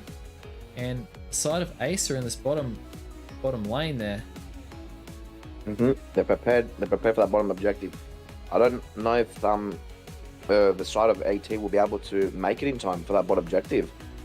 Doesn't look like it, because we've got a Hooper in that bottom lane, and I feel like AT are just going, look, you've got the Hooper. We know the Hooper's down there. You can use your Unite move if you want. And then they're probably going to turn around and go, we'll use it to, you know, defend another resource at a, yes, right now. Defending another resource here, making sure they don't get caught out. And they'll probably look to push top. Goal zone from here. Ooh, hitting the clone there. It's Cruelly going to get caught. Cruelly just getting caught there from that double skill. They're not going to be able to push any scoring. Neck and neck, Nick. Very close game. Very, very close game. It's interesting they used that Hooper Unite move very far back. Very, very far back. I think they were anticipating a push, just wanting to make sure that no score went into that tier 2. Look, we've got the on the side of Ace, Zorak, almost level 13. 3 minutes 30. Crostal We now see 4 Unite moves. We see 4 Unite moves there from the side of AT though. So if a fight break out here, they've got the advantage. Absolutely, they do. That's a very good observation. And we've seen a very nice Buzzsaw Unite move there. And yep, like you said, we see the Blissey Unite moves. They're all getting fight out here. Big fight breaking out. 3 members on the side of Ace going down, and they're trying to collect the Zorak here. Lands a flower trick. Are they going to be able to dive onto him? Nice little escape there from Xavi. But then we're seeing the Inteleon pop the Unite move. Is the Inteleon going to be able to get some value with their Unite move? Some big damage. Unfortunately, not quite hitting that snipe shot there. Getting out. They really wanted to get that Zorak. AT really wanted to pick up that Zorak, but now they might be on the back foot here a little bit. And that's a very late Unite move. A lot of members on the side of AT are going to need to get their Unite moves back. And 4 Unite moves on the side of Ace. They're not going to be as stress farming. They might just say, look, we take this fight as quickly as we can because we know we've got the resources. Yeah, excellent observation. That Inteleon, I think, really wanted to get Xavi to get that EXP to get to level 13. But unfortunately, like you said, I believe the Blissey used ultimate at 315, and then at 305, the Inteleon used it. So I don't know if they're both going to be able to get the Unite move back in time. No, I don't think the Blissey will. The bottom objective going on the side of Ace, top objective going on the side of AT. They might just try and use this Regieleki to stall a little bit here to try and get the lead. If someone goes in and scores. Like you said, they might just go for the fight because they've got the Unite moves and they know that the opponents don't have theirs. And the Zorak going in very, very aggressively there, getting chased out, somehow staying alive. And or are we going to see the Buzzsaw gets picked off? It gets caught there by the Surf Slowbro, but he stayed alive. I don't know how many Resonant Guards, but that's a chunky shield. Manny could be in a little bit of trouble here. The Snipe Shot landing, and then we're seeing a Sylveon Unite move. The Sylveon's going to be able to pick up. There's just, it feels like there's no mistakes this game. Everyone's playing as well as they possibly can. It's like, who's going to make the mistake first? I'm really yet to see one. Now we're going to see Ace are going to look to pull the Rayquaza here. Probably chunk it down a little bit. Nice little healing up from Xavi onto the Ray, and we're seeing the Sylveon. The Sylveon's trying to get for a back tap, same as the oh my gosh, 200 points going in on the side of Ace, and no deaths. And there's no one ripping the Ray on the side of AT. What a play there from Ace. They picked their timing absolutely perfectly. And now everyone's back into this Ray pit. We're seeing a Unite move there onto that Buzzsaw. The Buzzsaw picking up a KO. There's one KO on the Hooper, but then the Meowscarada's gone down. Holy dooly, the Inteleon's gone down. We're seeing low health. We're going to see an Ace here on the side of Ace. They've done it. Yeah, pun intended, but I think there, what really was the biggest game changer, I think Hooper was able to send back that Blastoise, and then from the top side, Knight found the Inteleon and killed him before he could use his Unite move. He did. And look at endgame, there's still 3 Unites. I mean, there's 15 What seconds really to changed go. the game? Hmm. I think it was what we said earlier. What really changed that game was going into the first Ray fight. Cruelly did excellent job there to outdo the Hooper Unite, and he got, I think, a pick or 2 off. But the issue was the Inteleon and Blissey did not have Unite move for that big fight. Like, it was a very chess match like game. Like, they were very close, and they were even lacking 2 Unite moves. But then when they got the Unite moves, they didn't maximize their efficiency with them. Hmm. Yeah, exactly. You know, we saw a very, very early fight get broken out. Very, very early fight. It was like bang on 2 minutes. As soon as that Ray spawned, they just wanted to get their positioning, force AT to engage in the fight without the resources. So let's have a look at some of these damage numbers, and more importantly, let's have a look at some of these bans. For Fable Okay. and Trevenant, Slowbro It's and the Pokemon Leafeon. it's the Pokemon we've seen all day. Who's that, Trevenant or Clefable? All of them. Clefable, Trevenant, Leafeon, Slowbro, all these Pokemon we've been seeing all day today. I mean, it was exciting to see the Masquerada dash in, dash around. Snipe Shot and Teleon, very cool, very high skill cap. We saw the Blaziken in the top lane. The Blaziken doing you know, some really, really cool things in that top lane. Antic and Fury just started their game. Okay, very cool. Thanks, boss, for the update. Blastoise. It was interesting to see the ethos on Sylveon Mystical Fire. I didn't expect that one. Yeah, and look at how much damage it did. 25% of team's damage. It did very, very well. Because I think the issue, I believe, from the side of AT, they're picking not so much as Cruelly or Misty or Gaga, but from the side of Kiana and Mimi, I feel like they're picking very comfortable picks because we've seen that Blissey and Crustle all day today. They have not switched off those mons. Maybe it's a time to change it up, do something different. Well, this could be the last game or another game of many for AT. We'll reset. We'll have a look at these brackets, and we can see Ace have gone up 1-0. Like Boss said, who do we say? Fury and Antic have just started their game. Wow, that's very, very delayed. That's quite delayed, actually. And we've got Ground Zero and Big Mac. Look, this is 6 fantastic teams. Some would say, oh, this bottom bracket, this has got, like, you know, the lower of the teams because they're on the bottom losers. Guys, we are watching there was very little mistakes that game. Like, from start to finish, anyone who plays this game swears they have mental health problems because of the consistent mistakes that are being made in a solo queue game. It's 10 minutes. There's literally thousands of micro decisions that you can make throughout the game, and you could barely spot them. You could barely spot them in that game. Ace and AT putting on a showcase for us. Absolute stellar performance. It was absolutely stellar. They from the top lane, them getting securing the farm, to rotating the early ganks, the invades, went to poke, went to disengage, went to engage. Like you said, there was very minimal mistakes throughout that whole game, and then they made it a very, very entertaining game. It was fantastic. It was great to watch. And look, there's a couple of picks that I just want to have a look at. One being the Sylveon, right? Now, we did see Sylveon actually get quite a bit of play in the AOS qualifiers. If I remember correctly, I think it was Challenge doing the late game carrying in the deciding game of the winners on Mystical Fire Sylveon. Mystical Fire Sylveon's been a Pokemon that's very close to my heart. Thank you very much, Mr. As Cool and Julius Wands. Much appreciated. Thank you for the subscription. I give you very much love. Thank you very much.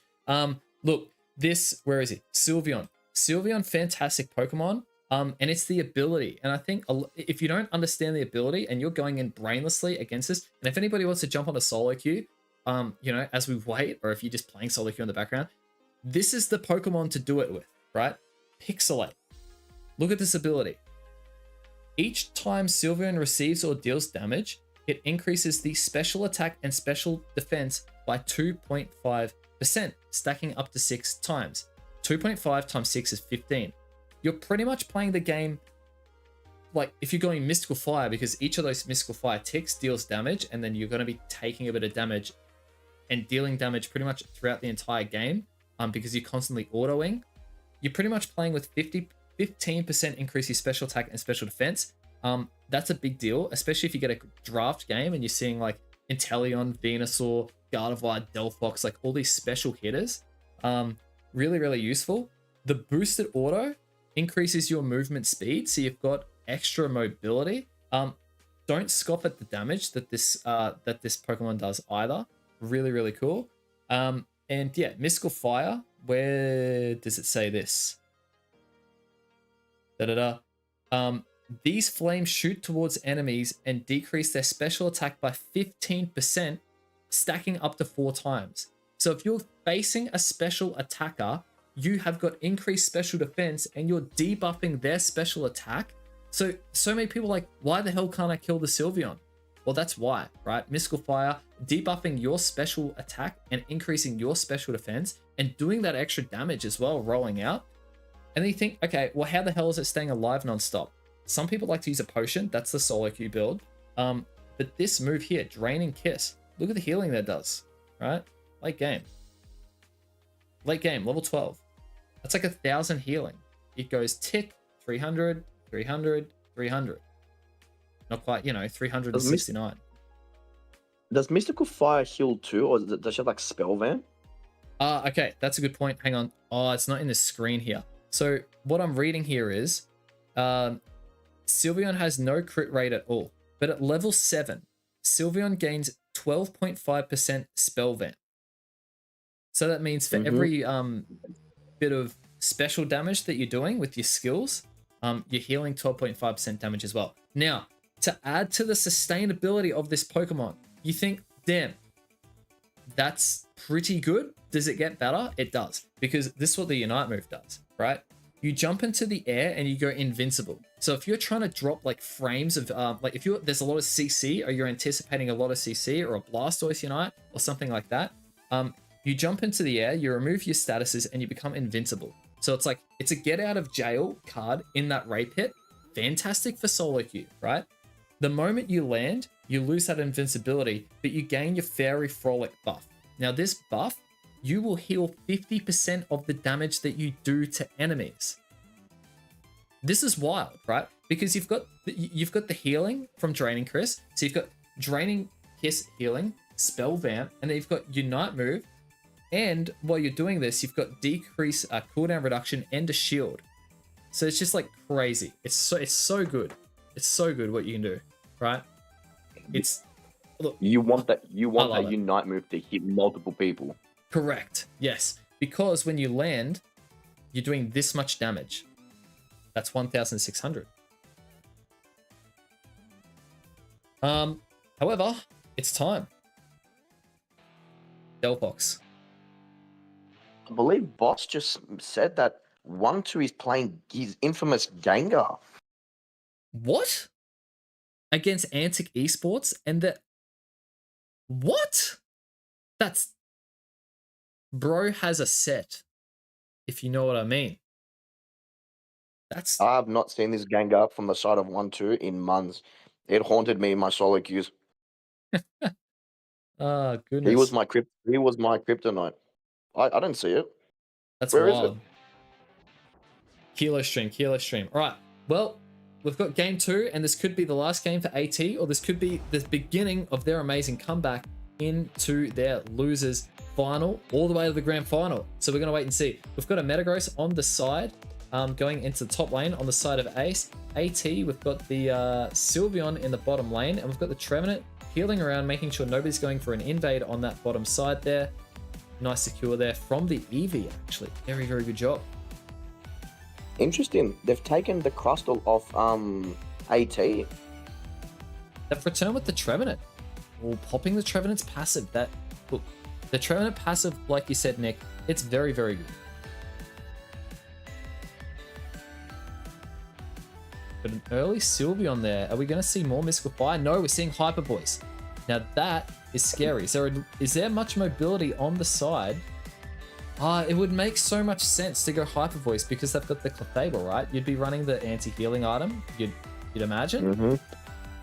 Yep. Gonna pan over to the top lane here because we've got the junglers up. Look at the positioning of Xavi. Xavi in a very, very sneaky position. Got the illusion ready to go. We've got a level 5 Metagross.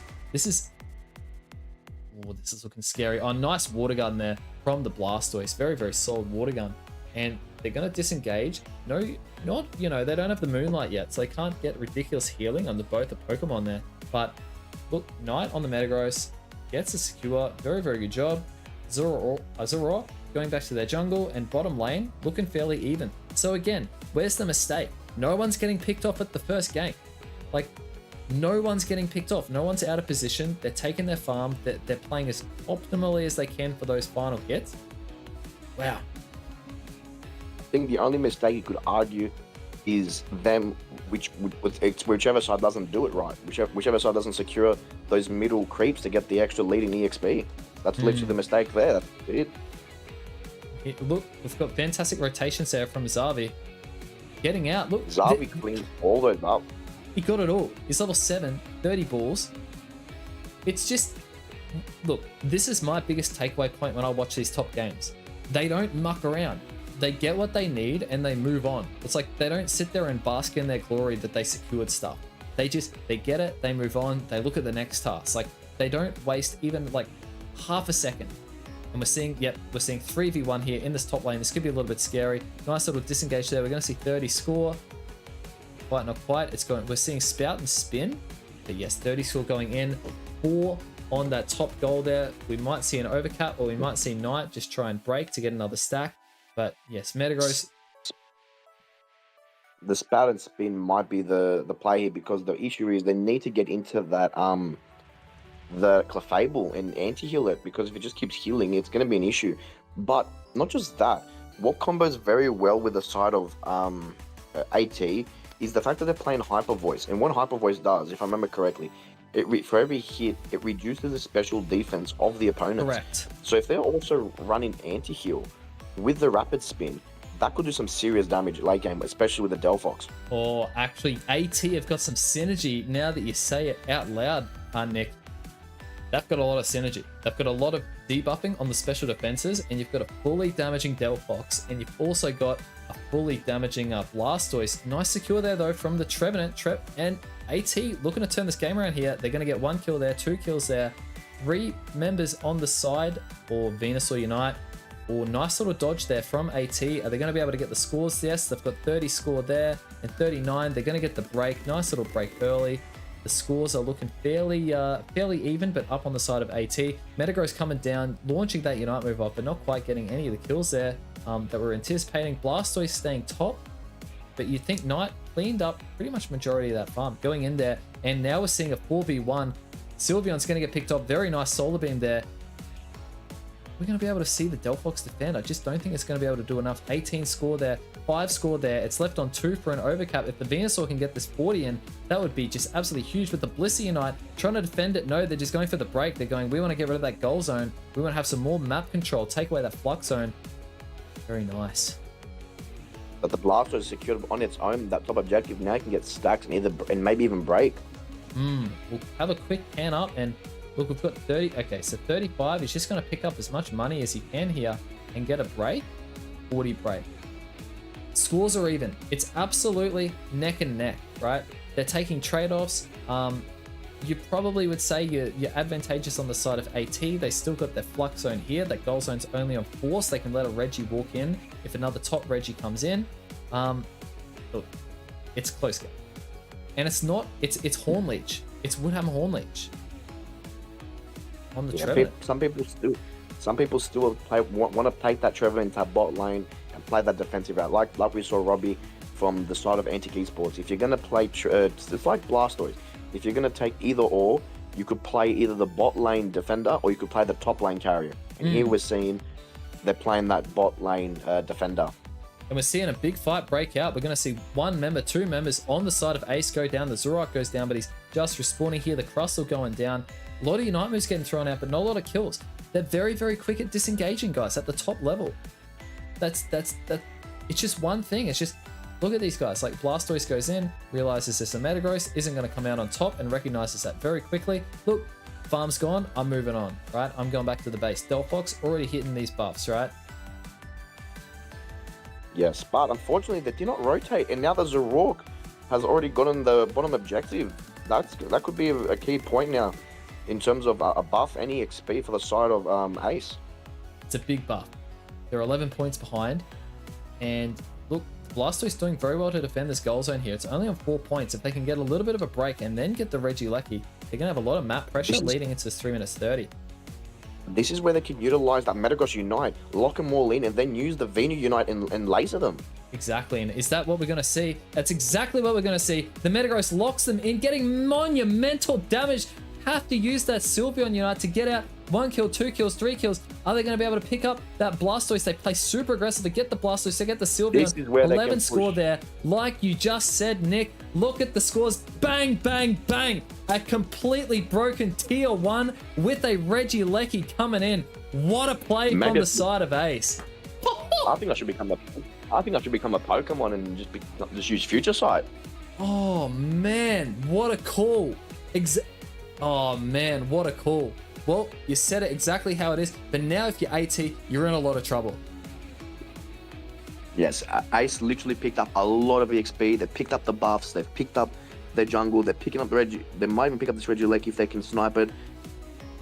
Ooh, it's close. There's a lot of members on AT. They know that they cannot give this up. They're just trying to take it off the map as quickly as they possibly can, and the Delphox gets it. That's game saving for the side of AT. But are they going to disengage? It was a bit of a miss time from that gyro ball. It was, just slightly. And we're seeing the fight break out here. We've got, holy dooly, 2 members on the side of Ace going down. The Blissey. Is the Blissey going to go down? Oh, now we've got the Crosser going down. The Blastoise on literally 1 HP. Is the Metagross going to be able to get away? Metagross might engage again. And then we're seeing the Solar Beam come up with another Unite move. 1 kill there, 2 kill there. Gets the wall up, gets the Blissey. Holy dooly. Knight is just absolutely popping off. Getting a massive, massive, massive value. We're going to be able to see. No, just getting away. Is he going to be able to get away? Getting the shield, then getting the healing. Holy moly. Oh, he might. He clutched that with the Clefable. The Clefable saved him with his shield and gyro ball. Gosh. Now he's pretty much back to full, and you'd have to say this is now going in the side of Ace. The score is within 6. It's within 6. And they've still got 3 Unite moves. But the Trevenant still down. They're looking to pull the Ray. The fight's breaking out. The Blastoise gets the Unite move, followed up with the Solar Beam. 3 members of AT going down. All members of Ace sitting, controlling the central area. They're looking to rip this Ray. Is there anyone who can steal this? Crustle going down, but then Delphox going down. Oh man, it's zoned. He's zoned. What can he do? The Rayquaza is getting so low. I think it's completely. It's over. It's done. I think it's completely zoned. It's completely zoned. They can't get in there. Now there's still a minute to go. It is a close battle, but look, there's just too many shields on the side of Ace. If you're the side of Ace, you just play it passive here and wait for the right moment to score up with the dry ball. There it is. There's 100. And there's 200. Look at the Venu. There's 300. Look at the Venu from Ethos. He's playing very passive. He's not engaging yet to lose that shield. He's waiting for his team to be able to push together. Beautiful. Beautiful. What a game. What a game. I would have loved to hear the comms from that team. They looked like they spoke very well and they knew exactly where they were heading and how they were going to end this. What a game.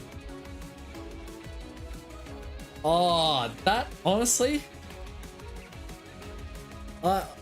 see, this is where like you've got to have your like your appetite for aggression when you're playing this game, right?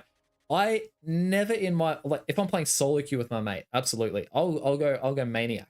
The Metagross picking up 3 of them, dunking in that tier 2, and it was quick decisions. They knew it's like engage, kill, score. If they had have wasted half a second, they don't get the scores in, they don't get the break. So honestly, phenomenally well played there. And have a look at the damage output.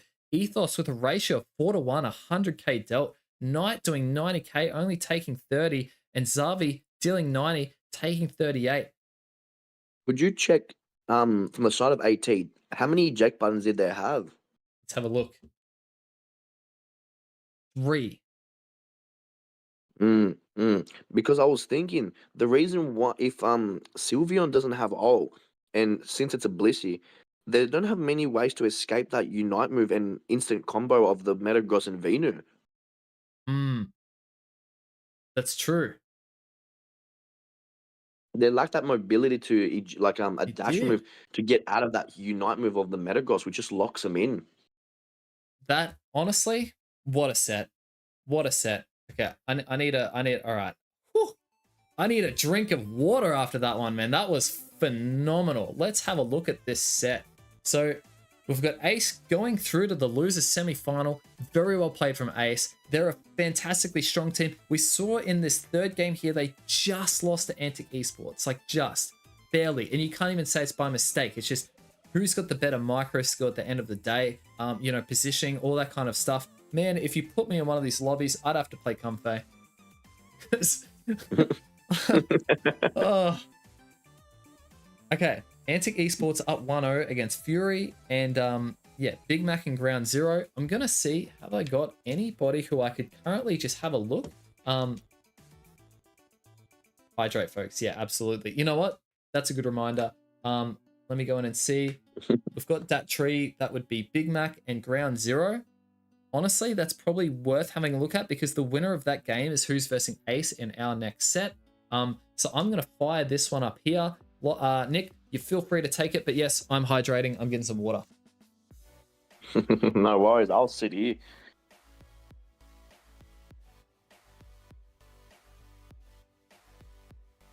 What we got left? Antic Esports versus Fury Global. I honestly believe if it's 1-0 already, Antic, like I said, they're currently the Goliaths, the Giga Chads of OCE. They're the winners so far of both these latest tournaments. They're in the winners finals. I believe they will make that grand final. It's going to be very, very, very anticipated games to see who's going to reach that final to verse them and maybe even take them down.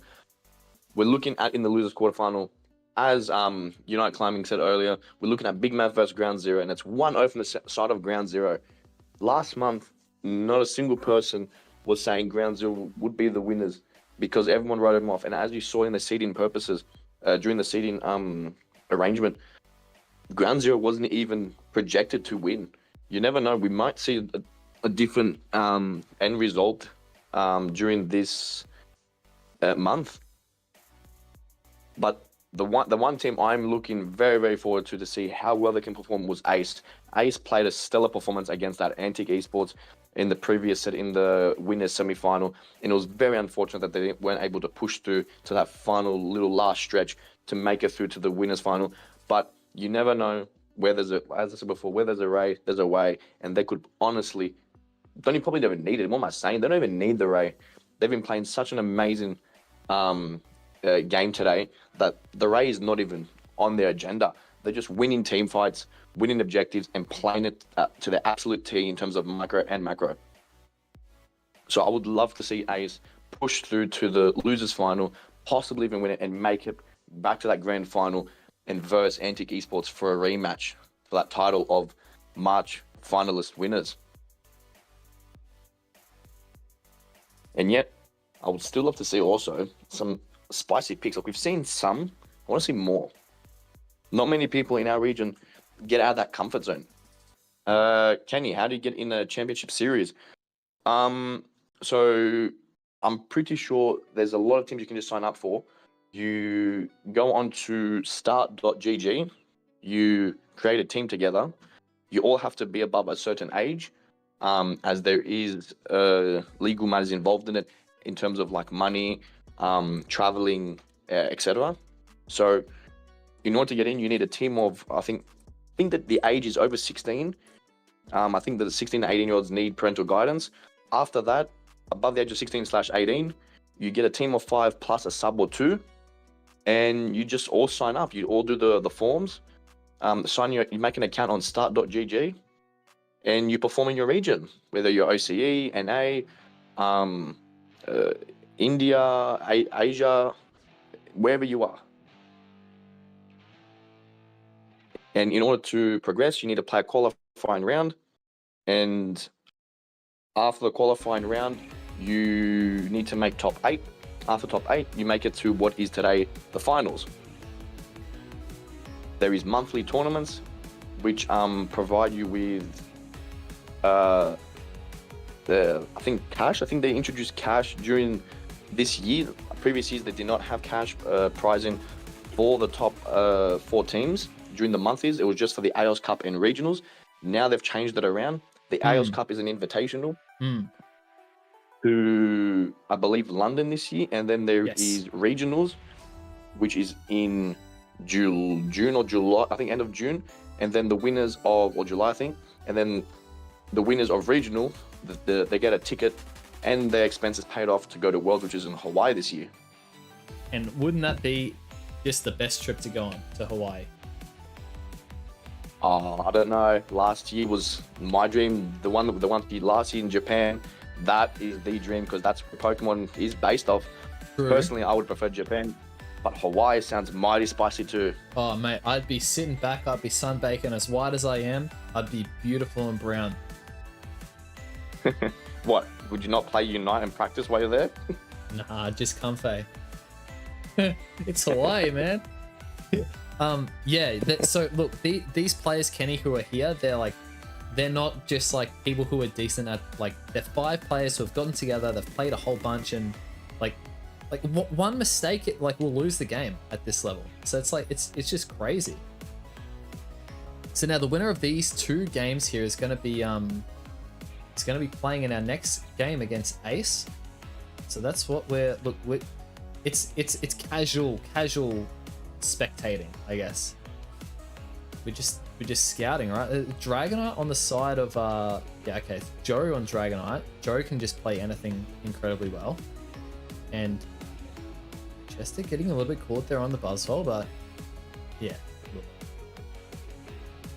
look, I guess I'm just focusing on team comps here. 2 mages on the side of Big Mac. It is. And just the quick decisions, like look at Feather. Yep, we got that. Let me just go get that red buff. And it's gone. You blink, it's gone. GZ, Ground Zero, honestly, they're looking pretty strong here. They're looking pretty strong.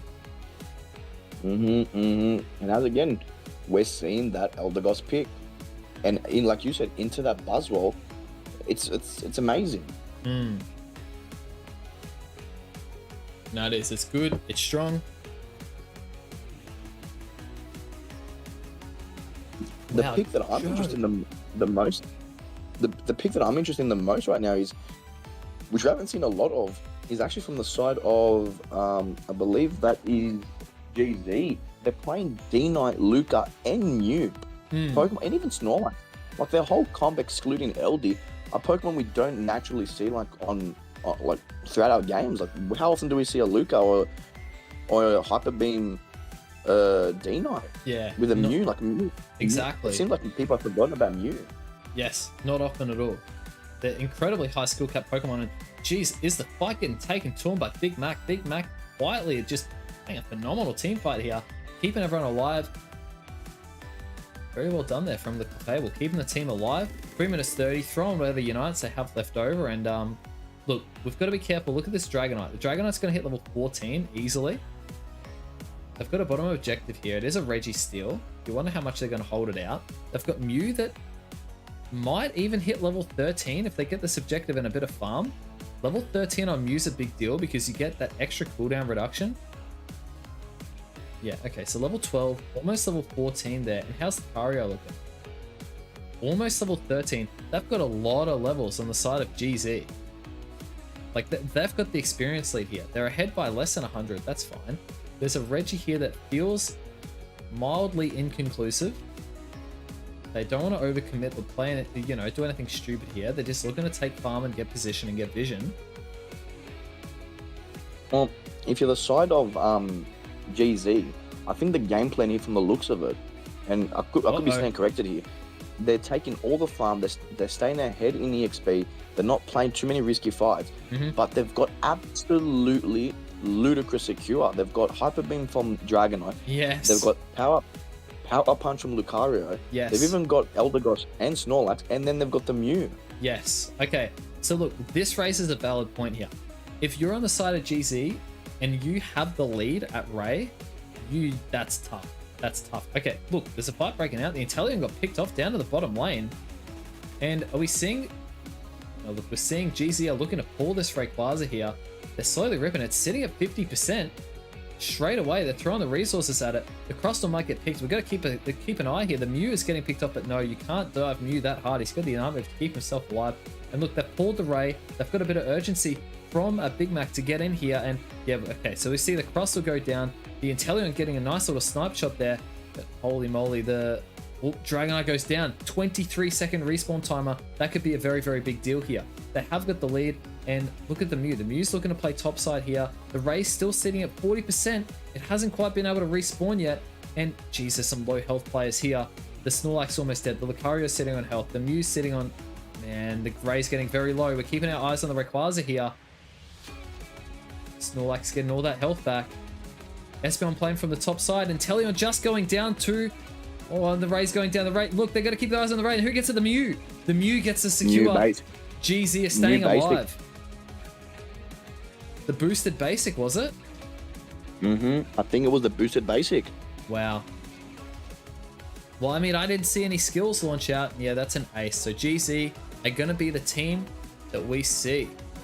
So let's jump back over. Wow, what a game there. What a game.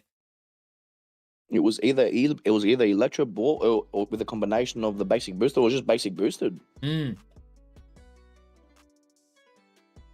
you're playing in North America. Have you got a team, brother? I got a team, but I lose matches. Yeah, same. Same, bro. Yeah, look, the teams that you're up against that play competitively, some of these guys have been playing competitive for years, and then they've come from like League of Legends or something, so they're well experienced in MOBAs. So like, if this is your first MOBA and you're playing for the first competitive season, expect to lose, man. Like, these guys are really, really good. Yeah, it's very... Where you are, Kenny, you're in one of the, again, this is just my opinion, no one else's. I think NA is arguably one of the more competitive sides of the world in terms of Pokemon Unite, because there's so many teams, there's so many teams, and it's really hard to push through. Whereas here in OCE, we have, I think, between 16 and 20 teams, so we don't have as many, but we're still very, very competitive, and we try our best. We have less teams, but like, this is mathematics, right? The population of Australia, population of America. So it's just how it works. We got like 20 something million. How many people in America? Like 300 million or something? I don't even know. And I don't It's even a lot. Like, it's a lot. Yeah. So that's, look. Okay. We can see in this bracket, Ground Zero and Ace are jumping straight into it. 2 2-0s. We're down to our final 4 teams here, guys. We've got Ace, Ground Zero, Antic Esports, and Fury Global. Antic Esports, are they going to be the winners going into the grand final? It looks like they're up 1-0, but Ground Zero and Ace, they're in the losers semi-final. Guys, both these teams are playing some fantastic Unite, so we're going to see how it works out here. Getting an update from Boss, Fury stole the Ray against Antic. See how that plays out. Wow.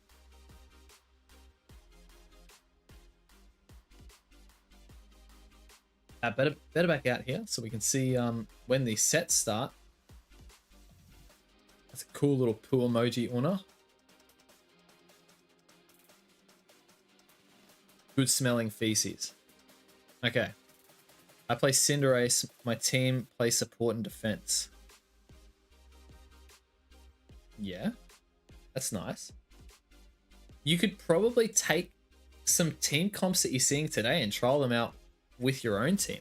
Like, if you're playing Cinderace in the jungle, take note of all the junglers that you see today. A lot of them at like this top level, they're all speedsters, very high skill cap Pokemon that do really, really well. Fury won. Cool. Wait, did they? I'm literally looking at this right now. You trolling me, bro? I did that. They barely won, but is it? Wait, how? It's just 2-0. It's 2-0, brother. You're on drugs, bro. What are you talking about? Are you duping us, boss?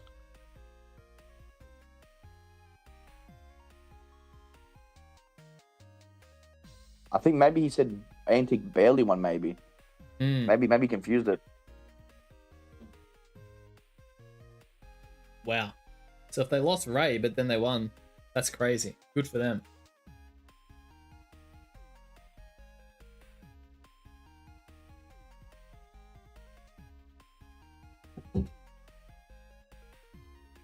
Yeah, it does throw you off a little bit when it swaps sides. I know. Well, geez, man, we're seeing some quality games. Honestly, I just want to see this game start right now. I wish we could see what items they're using. I wish we could see the banning phase. I wish we could see all this stuff because, man, we've had some exciting games today. And this will be the first we see of Ground Zero today. You know, minus that little snippet we saw against Big Mac. Big Mac are a fantastic team. Big Mac came from the winners semi-final. So they just lost to Fury Global 2-1. And then they went down 2-0 against Ground Zero, right? Can we see the projected? What's going on here?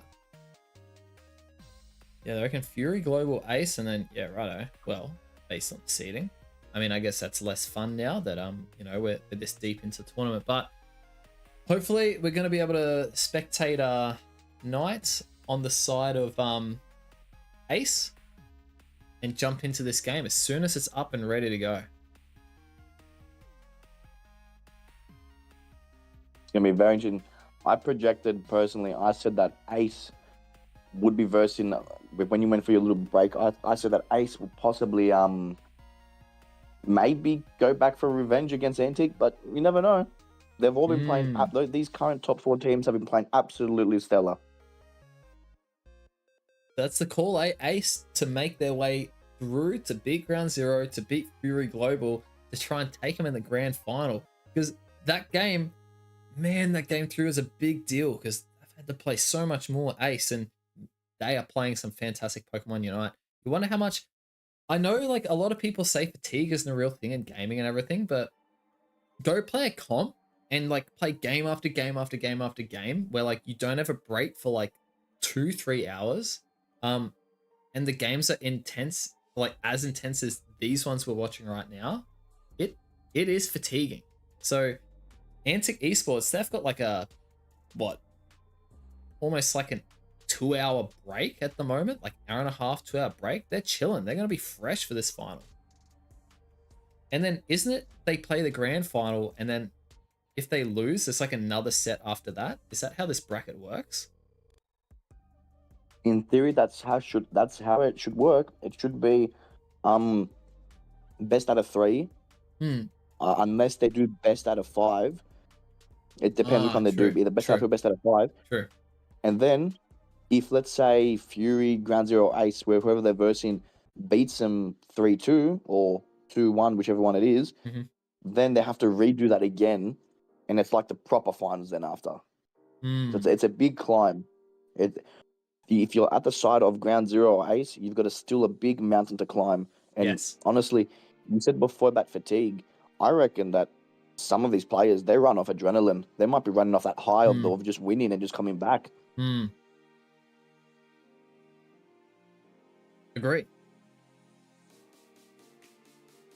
All right, well, look, we're still sitting around waiting for just a minute. We should be seeing these games kick off live in the spectate mode very, very shortly. The set's been underway for like 8 minutes. Generally, it's around the 10-minute timer that we're able to see it come up in the spectate mode. And that'll be live hopefully as soon as we can. But look, a pick we just saw then, Mew, but the other one that was super interesting, like you said, was Dragonite. I thought Dragonite got nerfed, didn't it? Hyper Beam. Did it not get nerfed recently? I'm pretty sure that was the they're trying to push for the outrage build. I'm pretty sure they nerfed the Hyper Beam build. Yeah, and then we just saw Joe playing Hyper Beam and hitting like level 14. It's wild. Because it was I think over in the Asian meta, they really tried to push for that same meta back in set 1, back in Remote Stadium from the first Worlds, where Dragonite was just the most played thing with Zarina, and they just went for secures with Hyper Beam.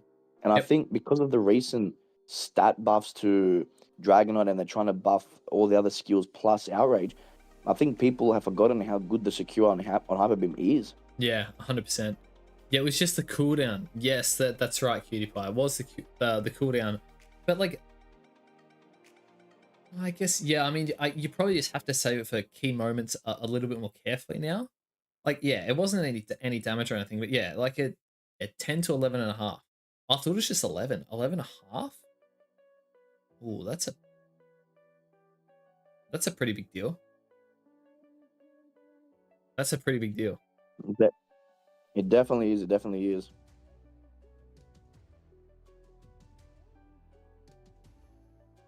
All right, well, hopefully these games are kicking off very shortly. We got some good games coming up. Yeah, the buff to muscle band has made it very strong. Yeah, it has. It has. Can you run me through that, Brian? What is the buff properly like? Because I thought it was a nerf to the muscle band, like the overhits. What is the buff to muscle band exactly? Okay, let me bring it up. I think it was last patch it happened.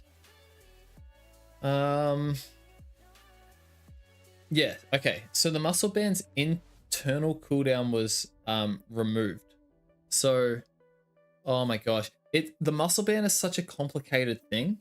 I understood it, but this was like, yeah, we're on here, boss. Is this not the website? Muscle band right here. It's Pokemon that have multiple hits have been reclassed in a categories count towards single hits. Yes, it was a nerf for, I believe it was a nerf for multi-hit Pokemon, but a buff for single hit Pokemon, if I'm not mistaken. Yeah, internal cooldown being removed technically buffs Pokemon with fast attacking.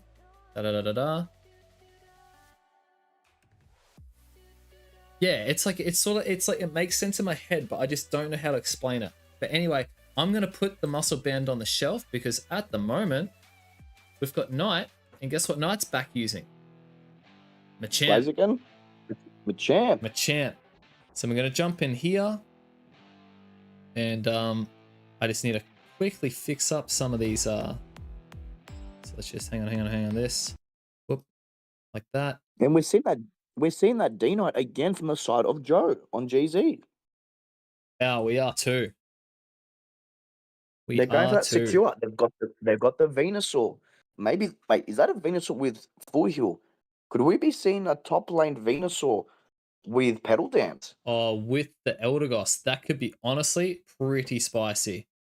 I wonder if we will see it. I don't know, we'll find out. And Blaziken's gone to the mid. Yep, makes sense because you get Inteleon bottom. Knight going up top on that. Yes, you're spot on. What do we see going top? Eldegoss and Pedal Dance Venusaur. It has to be. It's playing full heal. And it's very interesting that taking the fire chicken, the jungle, because like we said, you don't want to stack against Eldegoss. You don't want to stack against Eldegoss because that'll happen. Oh man, he can't move. I wish I could have instant replay on this. Oh, dude, he was just stuck. Very, very early gank here from the Dragonite. It's a super fast clear. Wow. Well, early game. Look at all this experience is still on the map on the side of GC, and they've got the levels. Level 5, they've got the Ivysaur online, and they're going to have an Eldegoss after this Baltoy as well. Blaziken in the top lane already. Machop level 4, a whole level behind, like an entire level of experience. This might be tough if they're able to get this Venusaur online as quickly as they possibly can. Oh, great pivot there. We're going to be able to see a pick up there. There's one kill from the side. Dragonite getting 2 kills. The follow-up, this is going to be too hard. It's a 3v1 on the pad. It's 3 kills. And this is massive experience in the pocket of Venusaur. You can't let Venusaur get this ahead this early. He's going to get level 7. He's going to get Pedal Dance. This is just absolute. This is scary. And now the invade. We're seeing the invade here. We're going to see the aggressive play from Ground Zero Gaming. They've absolutely stolen this early game. Look at them. From the side of GZ, they're all level 7 and 6s. They've all evolved. We've still got a Cleffa, I think it's called. Fable, yeah. I know, a Clefairy. Yeah, yes. Clef, I think of the baby one. Yeah, we've still only got a Clefairy. We've still just got, now got the Machoke. It is absolutely. Oh my gosh. And we've got the level 7 Venusaur. This is, look, This is how you think you play a game of Pokemon Unite, right? You think you're this good. This is happening at the competitive level. Oh my gosh, man. This is just round 0 off to a flying start in game 1 of set 1 of this losers semi-final. Venusaur on the top lane has a 2.5 level lead over the Machamp. The Eldegoss is level 6.5, an entire level over. Knight's going to really need some catch-up experience, and have a look at the pressure.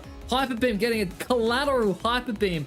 Joe is putting on an absolute display here. Holy dooly. Got the level 9 already. We've got 2 Unite moves on the side of ground 0 early. They're getting... No, they're not going to break. They're going to make... The biggest issue here is we've got that Venusaur top, and he's almost got Unite move 2, and it's a Machoke still. Like, how does he compete? You can't. How can he stack? He can't stack. He can't get his level. And look, we still have a level 3 Clefairy. Dragonite just ripping that objective straight away. Top lane's broken, and look at the Venusaur. This is just getting out of control. You've only got to be careful though. If you're the Venusaur, you can't die at this point. You can't hand back any experience, and that's what's going to happen here. Level 8 straight away with that Machoke is going to be hitting level Machamp. I think the Venusaur got too hungry there. They had all the XP, or they had the Unite. They could have just stayed as far back as possible. They've now given opportunity for that Machoke to now come back with all the XP they just got. Because the biggest issue, the turning point of this game was that top lane where both the Machoke and the Blaziken died early at level 4 and 5. Yep, and they got steamrolled. They got steamrolled for the first 3 minutes, but it's only 1 death, right? It just shows how pivotal 1 death can be in a game of Pokemon Unite. Now, they're spotting that there's only... Oh, no, here we go. This is going in. No. Dragonite uniting in. Going in. That was an excellent maneuver from that Crustle to put that wall there to allow the Leafeon to just absolutely bonk him. Oh, man. Ground Zero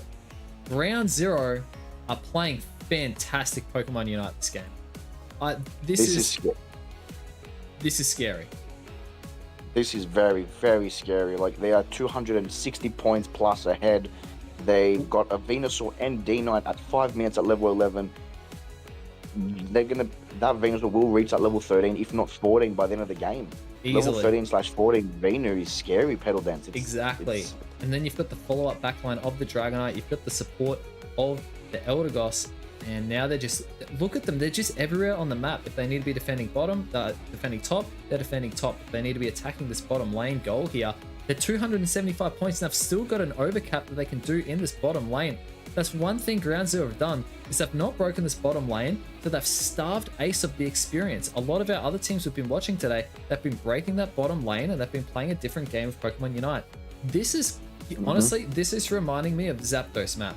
This is what every competitive team would do all the time. You'd never break the bottom. You'd look for the overcap at about the 4-minute mark, which is probably what we might see. You want to get that experience lead, but hang on a minute. Watch out for the snipe shot on the Venusaur. He's going to be able to get some healing. Who's going to get the secure on the Regirock? Is the Inteleon looking for the secure? 2 members on the side of Ace go down though, and yes, it is the Inteleon gets the secure. We're going to see the follow-up damage though that comes on the side of Ground Zero, and who's going to get this overcap here? We're going to see... They're trying to do some mathematics, and we're going to see 50 go in. This is a huge overcap. You know what we might see? We might see the delay in that top objective here, because they've already got the 250 point lead. They can delay as much as possible from the side of GZ because they've got the levels, and then the tower still. And then they can just push that thing around 250 to 240. They can secure it to then push in the main base. What an eject button from the Blaziken though. Sorry, holy dooly. But yes, that's exactly what they're going to look to do. That was an amazing eject button with the overheat.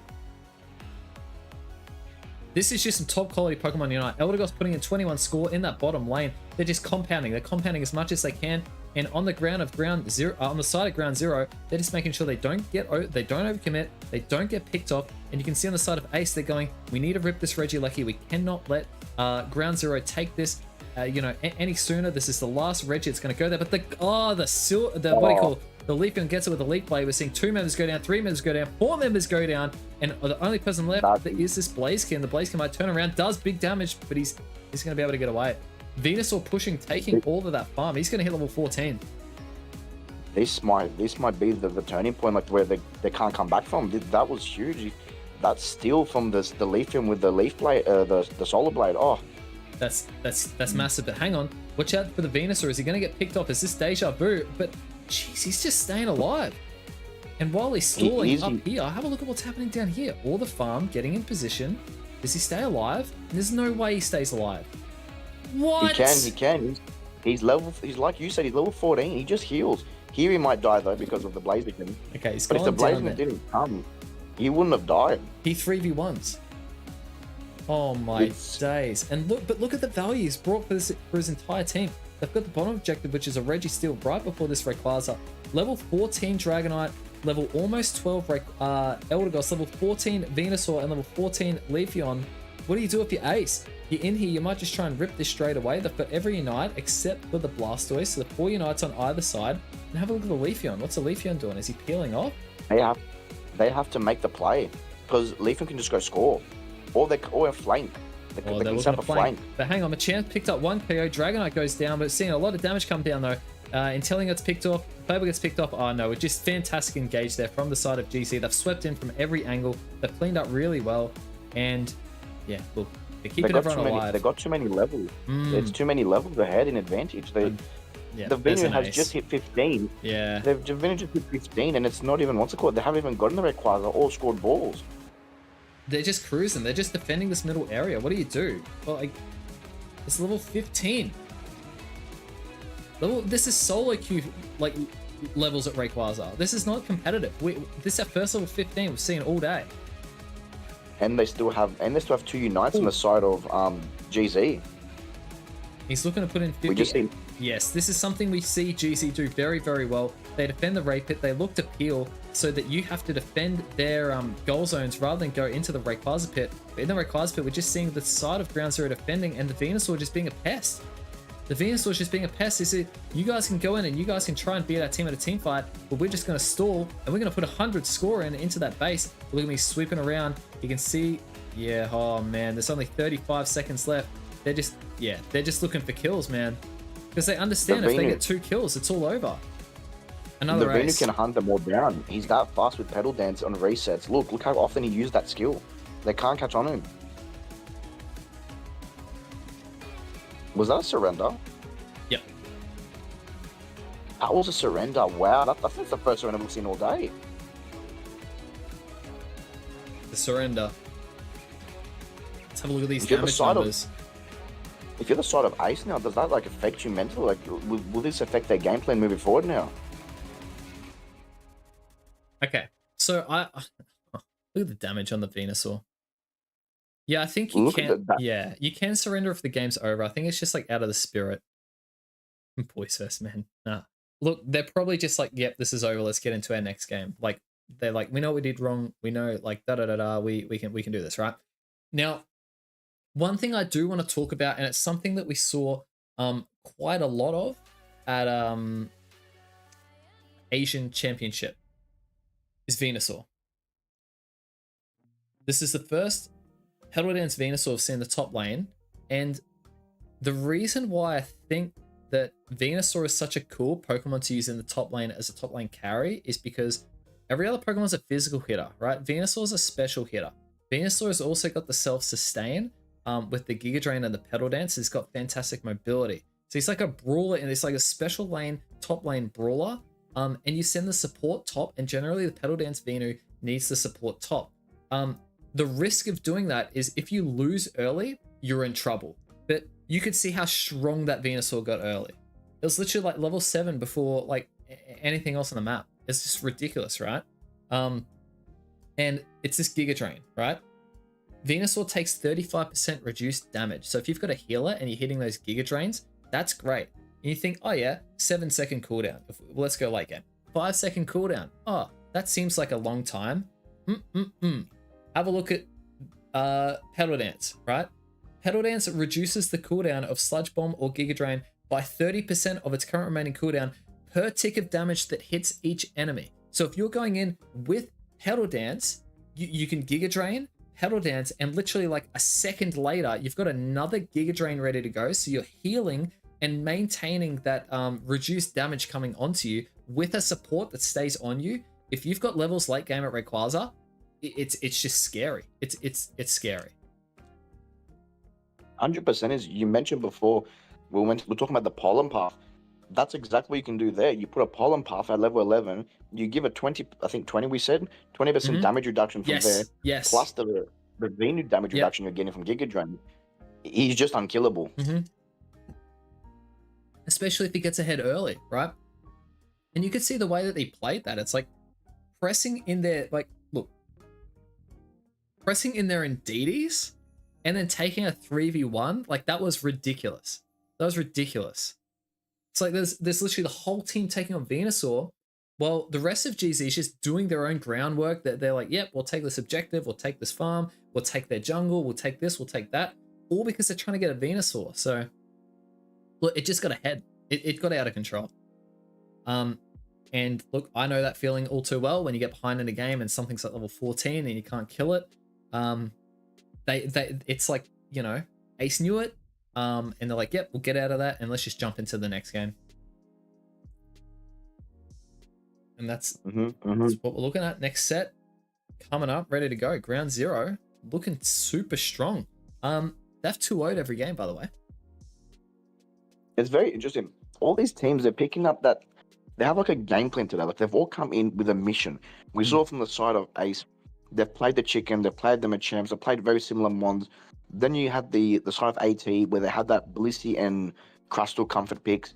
And now we're seeing from GZ, we're seeing that Dragon Knight on repeat. Like it's getting a bit of out of control with all its secures. Yep. Yeah. Yeah.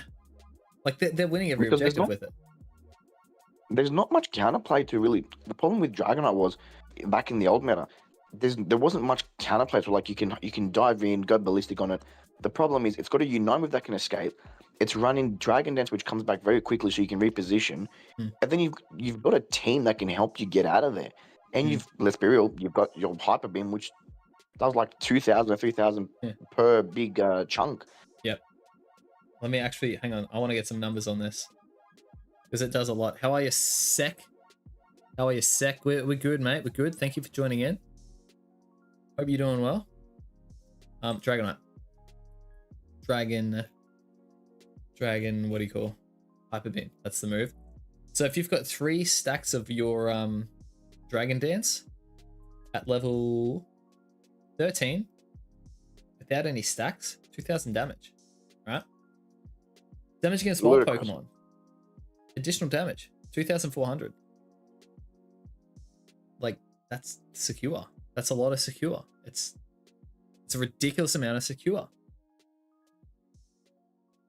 And again, this is not factoring in, like you said, this is not factoring in held items. Exactly.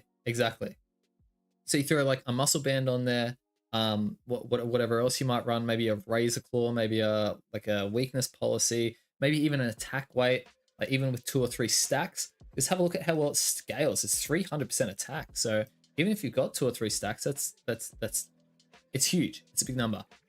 You'd probably even consider Charging Charm as well. Charging Charm sounds excellent. What about can you crit with the move? Can you crit? I don't think so. Only your auto attacks will crit. Thank you for the follow. Thank you for the subscription, Adrio. Ari Kodorada. Thank you very much. I apologize. Look, man, I'm a math teacher, dude. I can't do names or English. I do numbers, man. That's why I'm always looking at numbers. Ari Kodorada. I think that's how you pronounce it. You're a legend. Thank you very much. I appreciate it. They nerfed Hyper Beam for no reason and buffed Leafeon Zacian.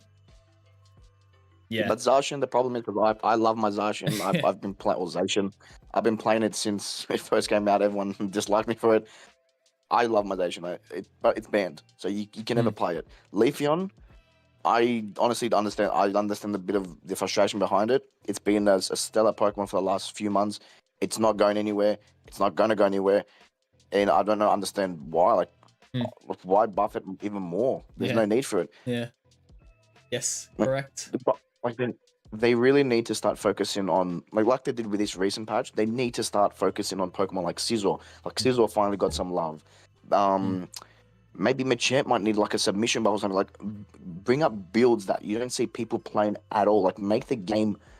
I think they're scared because when they buff things too much, they feel like it's too broken, then they go do emergency nerfs. But one of my friends, TSM, who's in the community, what he and I have discussed is you could go the route of just buffing everything up to stupid levels, because if everything is doing amazing, then people are more inclined to play like everything. But when things are like just in the mid range to low range, and then there's like 10 Pokemon or so, 10 to 15, that are just absolutely ludicrous in terms of damage, securing, easy, like playability, and what's the word, like friendly towards the user, like something easy like Glaceon. I feel like I'm not trying to be slack to people who play Glaceon.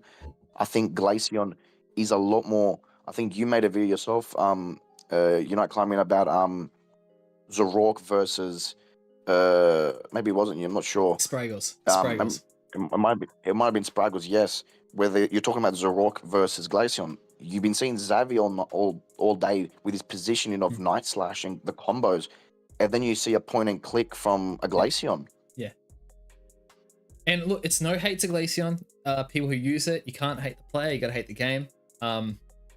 If it's available, you can use it. That's again why, and I'm gonna bring this up, right? Because you raise a very valid point.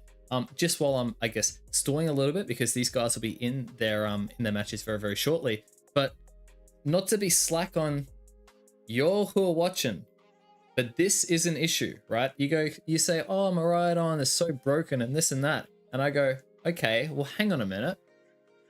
Why is it the highest picked Pokemon then? Why are y'all using it? If you don't get to complain about it if you're going to use it, right? So, look, and that's the same thing for Glaceon, right? Glaceon, where is this thing? It's never going to be that low down. Yeah, 12% usage, right? So, and I think this has dropped a bit. Let me actually have a look. Glaceon. Look, the win rate's dropped. But yes, the pick rate. So it was up at like 17% for a long time. And like when it was mega busted, like have a look at these win rates. It was just an absolute disgrace. It was up at like 50%, right? So people complain about these Pokemon getting, let me scroll down a little bit. This is when it was an absolute disgrace, right? Glaceon was bugged and everyone uses it, right? Glaceon's strong, everyone uses it. Not as strong, people stop using it. So y'all are elo hungry little I'll get cancelled. Little gremlin. Yeah, you just like, and again, like I think I played like maybe 6 games of Miraidon just for fun. I was gonna make a guide on it, and I was like, "Who are you? Like, stop doing that." You know, why would I promote this? So, no, Miraidon gets high usage. But then this is when I get really excited when I see picks like Meowscarada. Like Meowscarada, 51 win rate, 22% pick rate, and then if we look at the builds, right? I actually haven't checked out some of this data for a little while, right? I'm going to anticipate it's, Night Slash and Trailblaze. Now, this is honestly probably one of the funnest movesets to make in the... It's the most fun Pokemon to play in the game, I think. Like, I don't know, Nick, if I was doing a tier list where I was ranking like S tier for fun, not like functionality or anything, just Pokemon that are fun and Pokemon that are not fun, personally, I rate Glaceon pretty low down. Like, it's not as fun, same as Cinderace and stuff like that. But Meowscarada is like definitely one of the most fun Pokemon to play. Do you have any picks that you look at and you're like, oh, that's an awesome Pokemon to use? 100% I do. If I were to pick 2 to 3 Pokemon, for me personally, I find Scyther very fun because of how you go flipping around like a prey mantis and you just dash around and absolutely shred people if you can do the combos correctly. I love my Machamp ult. Like, Machamp with its ult is and its crits with cross chop is such a satisfying feeling when you just blow a whole team up. Yep. And it's gonna come as a shock, but I was anticipating for the longest of time Metagross, and it's still my favorite Pokemon in all the Pokemon franchises. But I don't find it too funny myself. Actually, funny enough, because the Pokemon, their moveset's very bland. But Miraidon, as bad as it sounds, not the Charge Beam build. I feel like the Charge Beam build was really just putrid. Like, it was absolutely putrid. But Electro Drift build, yes, it's fun. It's fun. Like, it's actually generally like these Pokemon, like Miraidon, people will complain about the EXs, but let's look at the EXs realistically. when you actually play on like Zacian, or Miraidon, they're not just point and click. Like you actually still have to play the Pokemon and be good with it. And Yeah. yes, they got really stupendous stats and Mm. their skill sets are really silly, out of control. But you've got to play around it. Like Electro Drift, you've got to hit your skill yourself, hit it a second time, and then dash through people and not get yourself killed. Because if you use the third part Yes. of it, you can get yourself in the worst position Exactly. and absolutely get stomped on. Yeah, no, it's super fun. I love, and it's like it's got a sense of skill cap, because if you get caught in a position with Electro Drift, you can eject button to like get away and then slice through the enemies. It's really fun. But I'm gonna put the Miraidon conversation on the shelf because we've got Knight on the Garchomp, and let's see what the others are using. Did you just say Garchomp? Garchomp. I have not heard that Pokemon since set 1. And let's have a look at what we've got here. So we've got a Snorlax, cool. We've got GZ, they're on the Mew again, they're on the Blastoise again. They've got Blissey, Lucario, and Meowscarada. Fantastic. Meowscarada. We've got a Dragapult on the side of Ace. They've taken the Venusaur, and you'd imagine it's range Venusaur. I actually didn't quite catch the skill there, but let's see. Let's jump onto it. Let's have a look. So I feel that Dragapult, maybe they banned the Zoror. Yeah, they took out the Zorak. I mean, look, if I was versing Xavi, I probably would. Like, he's been using it incredibly all day. Now they've taken the Eldegoss. Eldegoss clearly a problem in that top lane. Lucario looking at stack, looking to get 8 points. And yeah, now we're just gonna see how damn annoying this is. Oh, yeah, holy moly! Look, Eldegoss. And then you've also got the autos of the Garchomp as well. Nice. Yep. Yeah, so a little bit of a reverse tactic there. The leafage. Wait, do I see a Squirtle invade? Oh my gosh, hang on. We do, but he didn't grab much. Oh, he's in trouble. He's in trouble. This is an attack He's stat. definitely in trouble. This is 10 attack. This is like an attack weight stack right here for Xavi. He's in all sorts. Okay. So he dies there. That's 10 stat on the side. What's happening in the bottom lane? The Mew soloed the bottom lane really well, actually. Joe's down here on the Meowscarada. And yeah, okay. So there's a bit of fun going to either side here. We're going to pan up over the top. The Eldegoss takes care of the Lucario. That's just very frustrating first. No, 30 score. That's 57 scoring on the side of Ace. Nice turnaround. We can see these teams. I respect. Yeah. Go. No, I was gonna say I respect the idea of the invade, but I don't know if it was the right choice. Is he gonna try and push him with the water gun? No, not quite. Nice little escape there. Geez, both teams are playing well. Pan back over this top lane. Lucario again getting a little bit caught here. Is he gonna be able to go down? No, he gets away with that power punch. Definitely a lot better performance than the early game of last game, because last game they just steamrolled them very quickly, but now we're seeing a difference. Like, this Garchomp might be putting some work. Look at it. Absolutely, he's just autoing for days. Oh, goes in. Is that an eject? Oh, jeez, good escape there from the Meowscarada. Is this what I mean by those Twitch fibers, man? They're not that fast for me. That was like literally like 0.2 of a second. He's like trailblazed out. He's gone.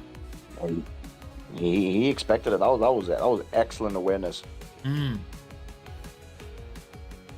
14 score. Is he gonna go for it? The Blastoise is dead again, but And back down. Feather's looking for an invade on the Lucario here, just taking whatever farm he can. Trying to stop that level 9, but sees level 9 happens. the problem is now though that the Dragapult, it's got him like I think 2 or 3 kills. It's got him those extra stacks. Yeah, Dragapult's looking very scary. Level 9 has the Unite move. Look at how quickly it's just ripping. They've got the Solar Beam for the secure. Yeah, Geez, Ace are looking very strong this game. Oh, nice secure though from the Meowscarada. Was that the Unite move that he got that with? Now he's dashing around. Would be another. And we're seeing that, but yeah, it's Night Slash and Trailblaze, and geez, he's got some fantastic mobility. I love seeing these double beams. Both sides are just beaming each other. Nice, yeah. It's a lot of fun. It's a lot of fun. And okay, so we can see. Oh, it's Flower Trick and Trailblaze. Not okay. My bad. Flower Trick, not Night Slash. Flower Trick and Trailblaze. That's an interesting choice. Maybe they've gone for the secure route because of it. I don't know. That's an interesting one. Yeah, I didn't really think that moveset got played, but look, we're seeing it on Showcase here. It's doing really well. And look, a bit of a solo rip in the top lane here from Knight. 23, so it's going to be a nice overcut there. He's going to get a 37 overcut. We pan down into the bottom lane, the fight breaking out. Xavi using that eject to get away. Goes invisible. Oh, he's done really well there. We're going to see Power Punch. Power Punch almost does catch him. Oh, nice little escape there with the Shadow Ball, but getting caught by the Surf goes down. 2 kills there on the side of Ground Zero. Thank you very much, Pedro Firmino. And now we're going to see some scoring happening in this bottom lane, are we? Joe's going in. Joe's getting a lot of damage. Solar beams. Oh, what a Shedinja Doll from Joe. Is he going to be able to escape? The Trailblaze gets out with the treble. No, the Eldegoss Pollen Puff just picks him up. That was a perfectly timed Shedinja Doll. Oh, doesn't get better. You can call me crazy, but I've seen the Shedinja Doll on repeat on the Meowscarada because they like doing the combination of clicking ult into Shedinja Doll so they don't got damage.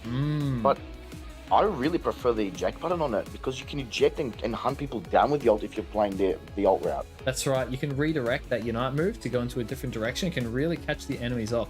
It's similar to how we saw Knight use that eject with the Blaziken. He used it, mid, what is it? The big wind-up move. And overheat, mid overheat, yeah. That's right. Able to reposition. Nice little poke from the bush there. You can see how valuable the solar beams are. Level 11 on the Mew. And is he going to get caught out here?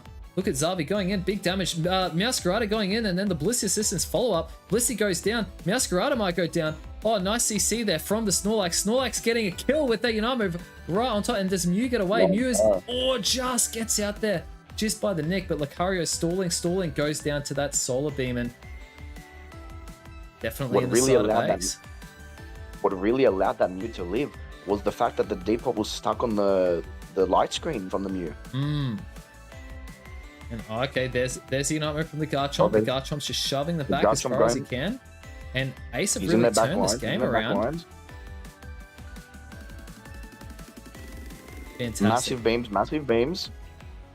This Garchomp is proving quite potent this game. It's very interesting. Isn't it?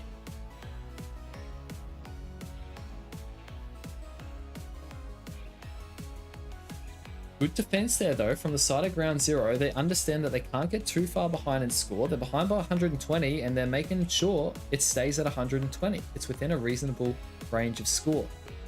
We can see how quickly this Garchomp can rip an objective down. And the Regieleki's going to provide the vision, going to provide the pressure.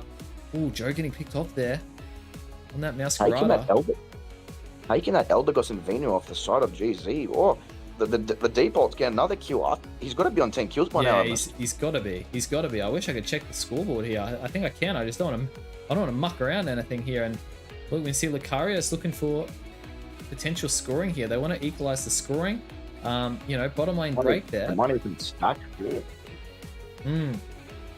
Because they didn't get any early stacks because of the LD. This LD, I'm telling you, this LD is starting to prove like an actual problem in the meta. 100%. It counts the top lane so well. And that's exciting because I love using Eldegoss. Solo queue, duo queue, 5 stack, you name it. Eldegoss, I love it. I love it too. It's my favorite supporter, but I don't play it in support way. I play it very damaging. You're like the rapid fire muscle band sort of build. Well, hang on a minute. Blastoise getting a little bit caught. 3 levels ahead, Garchomp. But he knows not to overcommit. He knows not to overcommit. And you can see how valuable the Pollen Puff healing is. Xavi level 14, definitely the level advantage is on the side of Ace. And 8 seconds to Rayquaza. Not just the level advantage, the stacks as well. You got the Garchomp and the Depot probably very close to their max stacks. They do. They've got the scores. They've got the stats. There's a flank seeing a sweep here. Oh, nice eject there from the Venusaur to try and get away. Is the Venusaur going to be able to get out of it? No, the Venusaur gets picked up. Eldegoss gets picked up. Dragonpod gets picked up. It's 3 down on the side. The Garchomp's doing what he can to stay alive and do as much damage as he can. But there's too many resources getting thrown. 3 Unite moves not used on the side of Ace, and this could be tricky. What do you do if you're the Snorlax? There's no way he's able to get the secure. There's no way he's able to get the secure. I don't think he's getting the secure. I think he's stalling for his team to come back and to possibly break some shields. But now, look, they're still They're behind gonna- on score. There's 100 score goes in here, 100 score goes down bottom. They've only got a lead of about 50 points here. If they're able to break the Mew shield, the Mew still has a shield. And look at how sneaky the Lucario is being. If they can pick out the Lucario, he's the only one left with a shield. Oh, he's going to be able to get in. Lucario's going to be able to get in.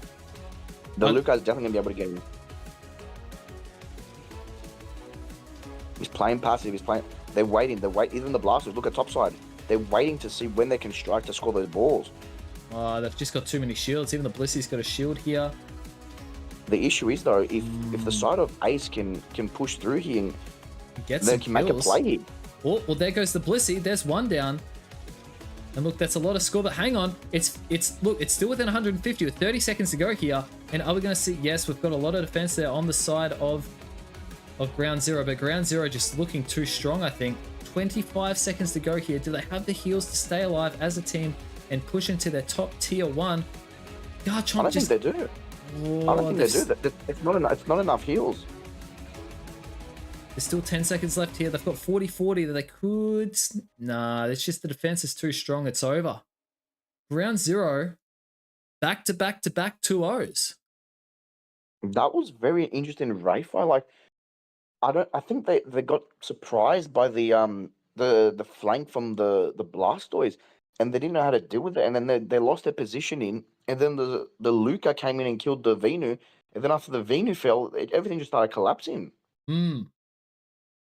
It sure felt that way, and look, Ground Zero, they are on a run, and have a look at the Mew damage. 48% of the team's output is coming from those solar beams. Oh, Mew, absolute stellar performance. Like, look, no one else, like, Mew was really dishing out that damage. That's crazy. That's crazy. It's literally half the team's damage. That's crazy. I think Ace played absolutely amazing. Though. It was just that Ray fight. I think they fell short. They didn't know how to initiate that engagement. I agree. Look, you can't fault what Ace did that game. They played great. Honestly, I thought they had it, man. I thought they had an endgame.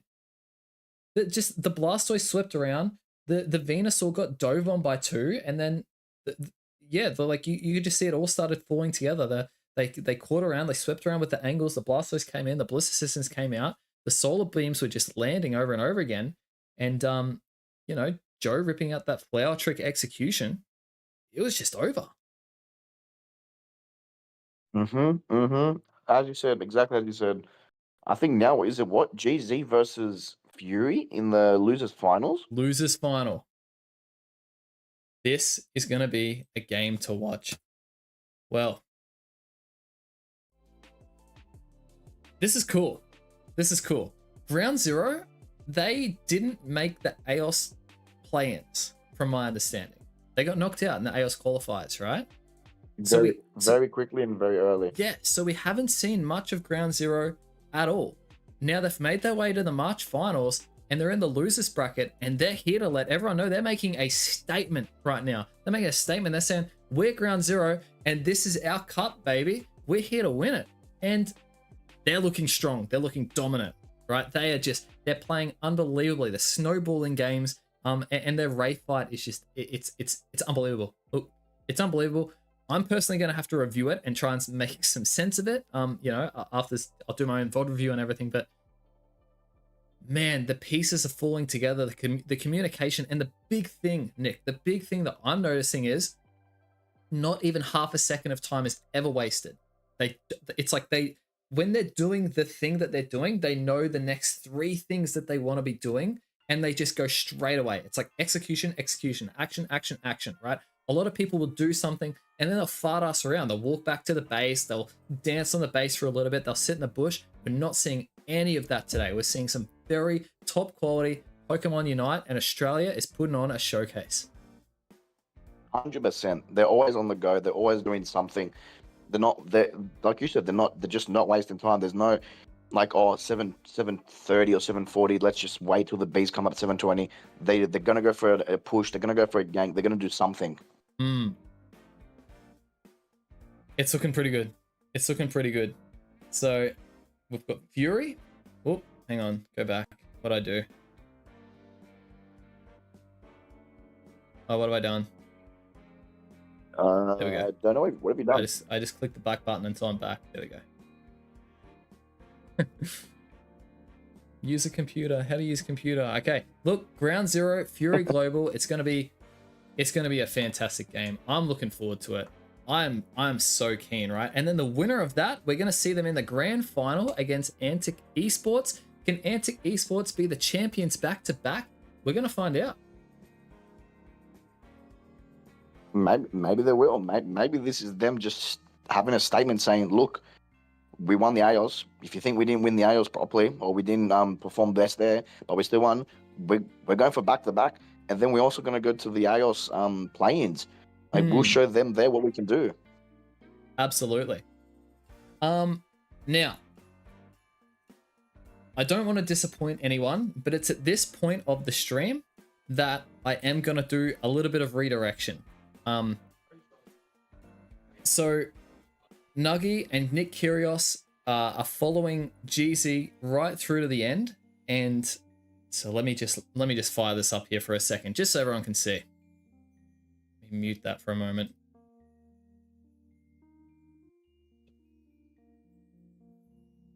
Okay, so we've got there's 2 more games left for today, right? We've got Fury Global and Ground Zero, and then we've got the winner of those guys versus Antic Esports. Doing our phenomenal coverage here, we've got Ground Zero Gaming, we've got Nuggy, and we've got Danielle and Zero and Nick Kyrgios, right, are covering this Ground Zero run. And we've also got Kilosaurus. Guys, this is on stream. I'm going to plug this straight through to Kilosaurus because she's been doing some fantastic coverage of the Australian events, start to finish, the whole lot. So if you want to continue watching this, guys, head on over to the stream. We're going to wrap it up because we've followed our losers straight through to the final. These final 2 games, watch them on set on Kilosaurus stream. If you dropped in, thank you very much. Much appreciated. And we hope that Nick and I provided you some decent, entertaining value. Thank you for having me, Brian. It was absolute stuff. Like I've never done this before. And honestly, hey, you may have converted me to maybe even buy some equipment and, start doing this properly with you. It'd be fun, man. We should do it. Absolutely should do it. All right. Absolutely. Have a good one, everyone. Thank you for having me. Love. Much Bye, love. everyone. Mwah.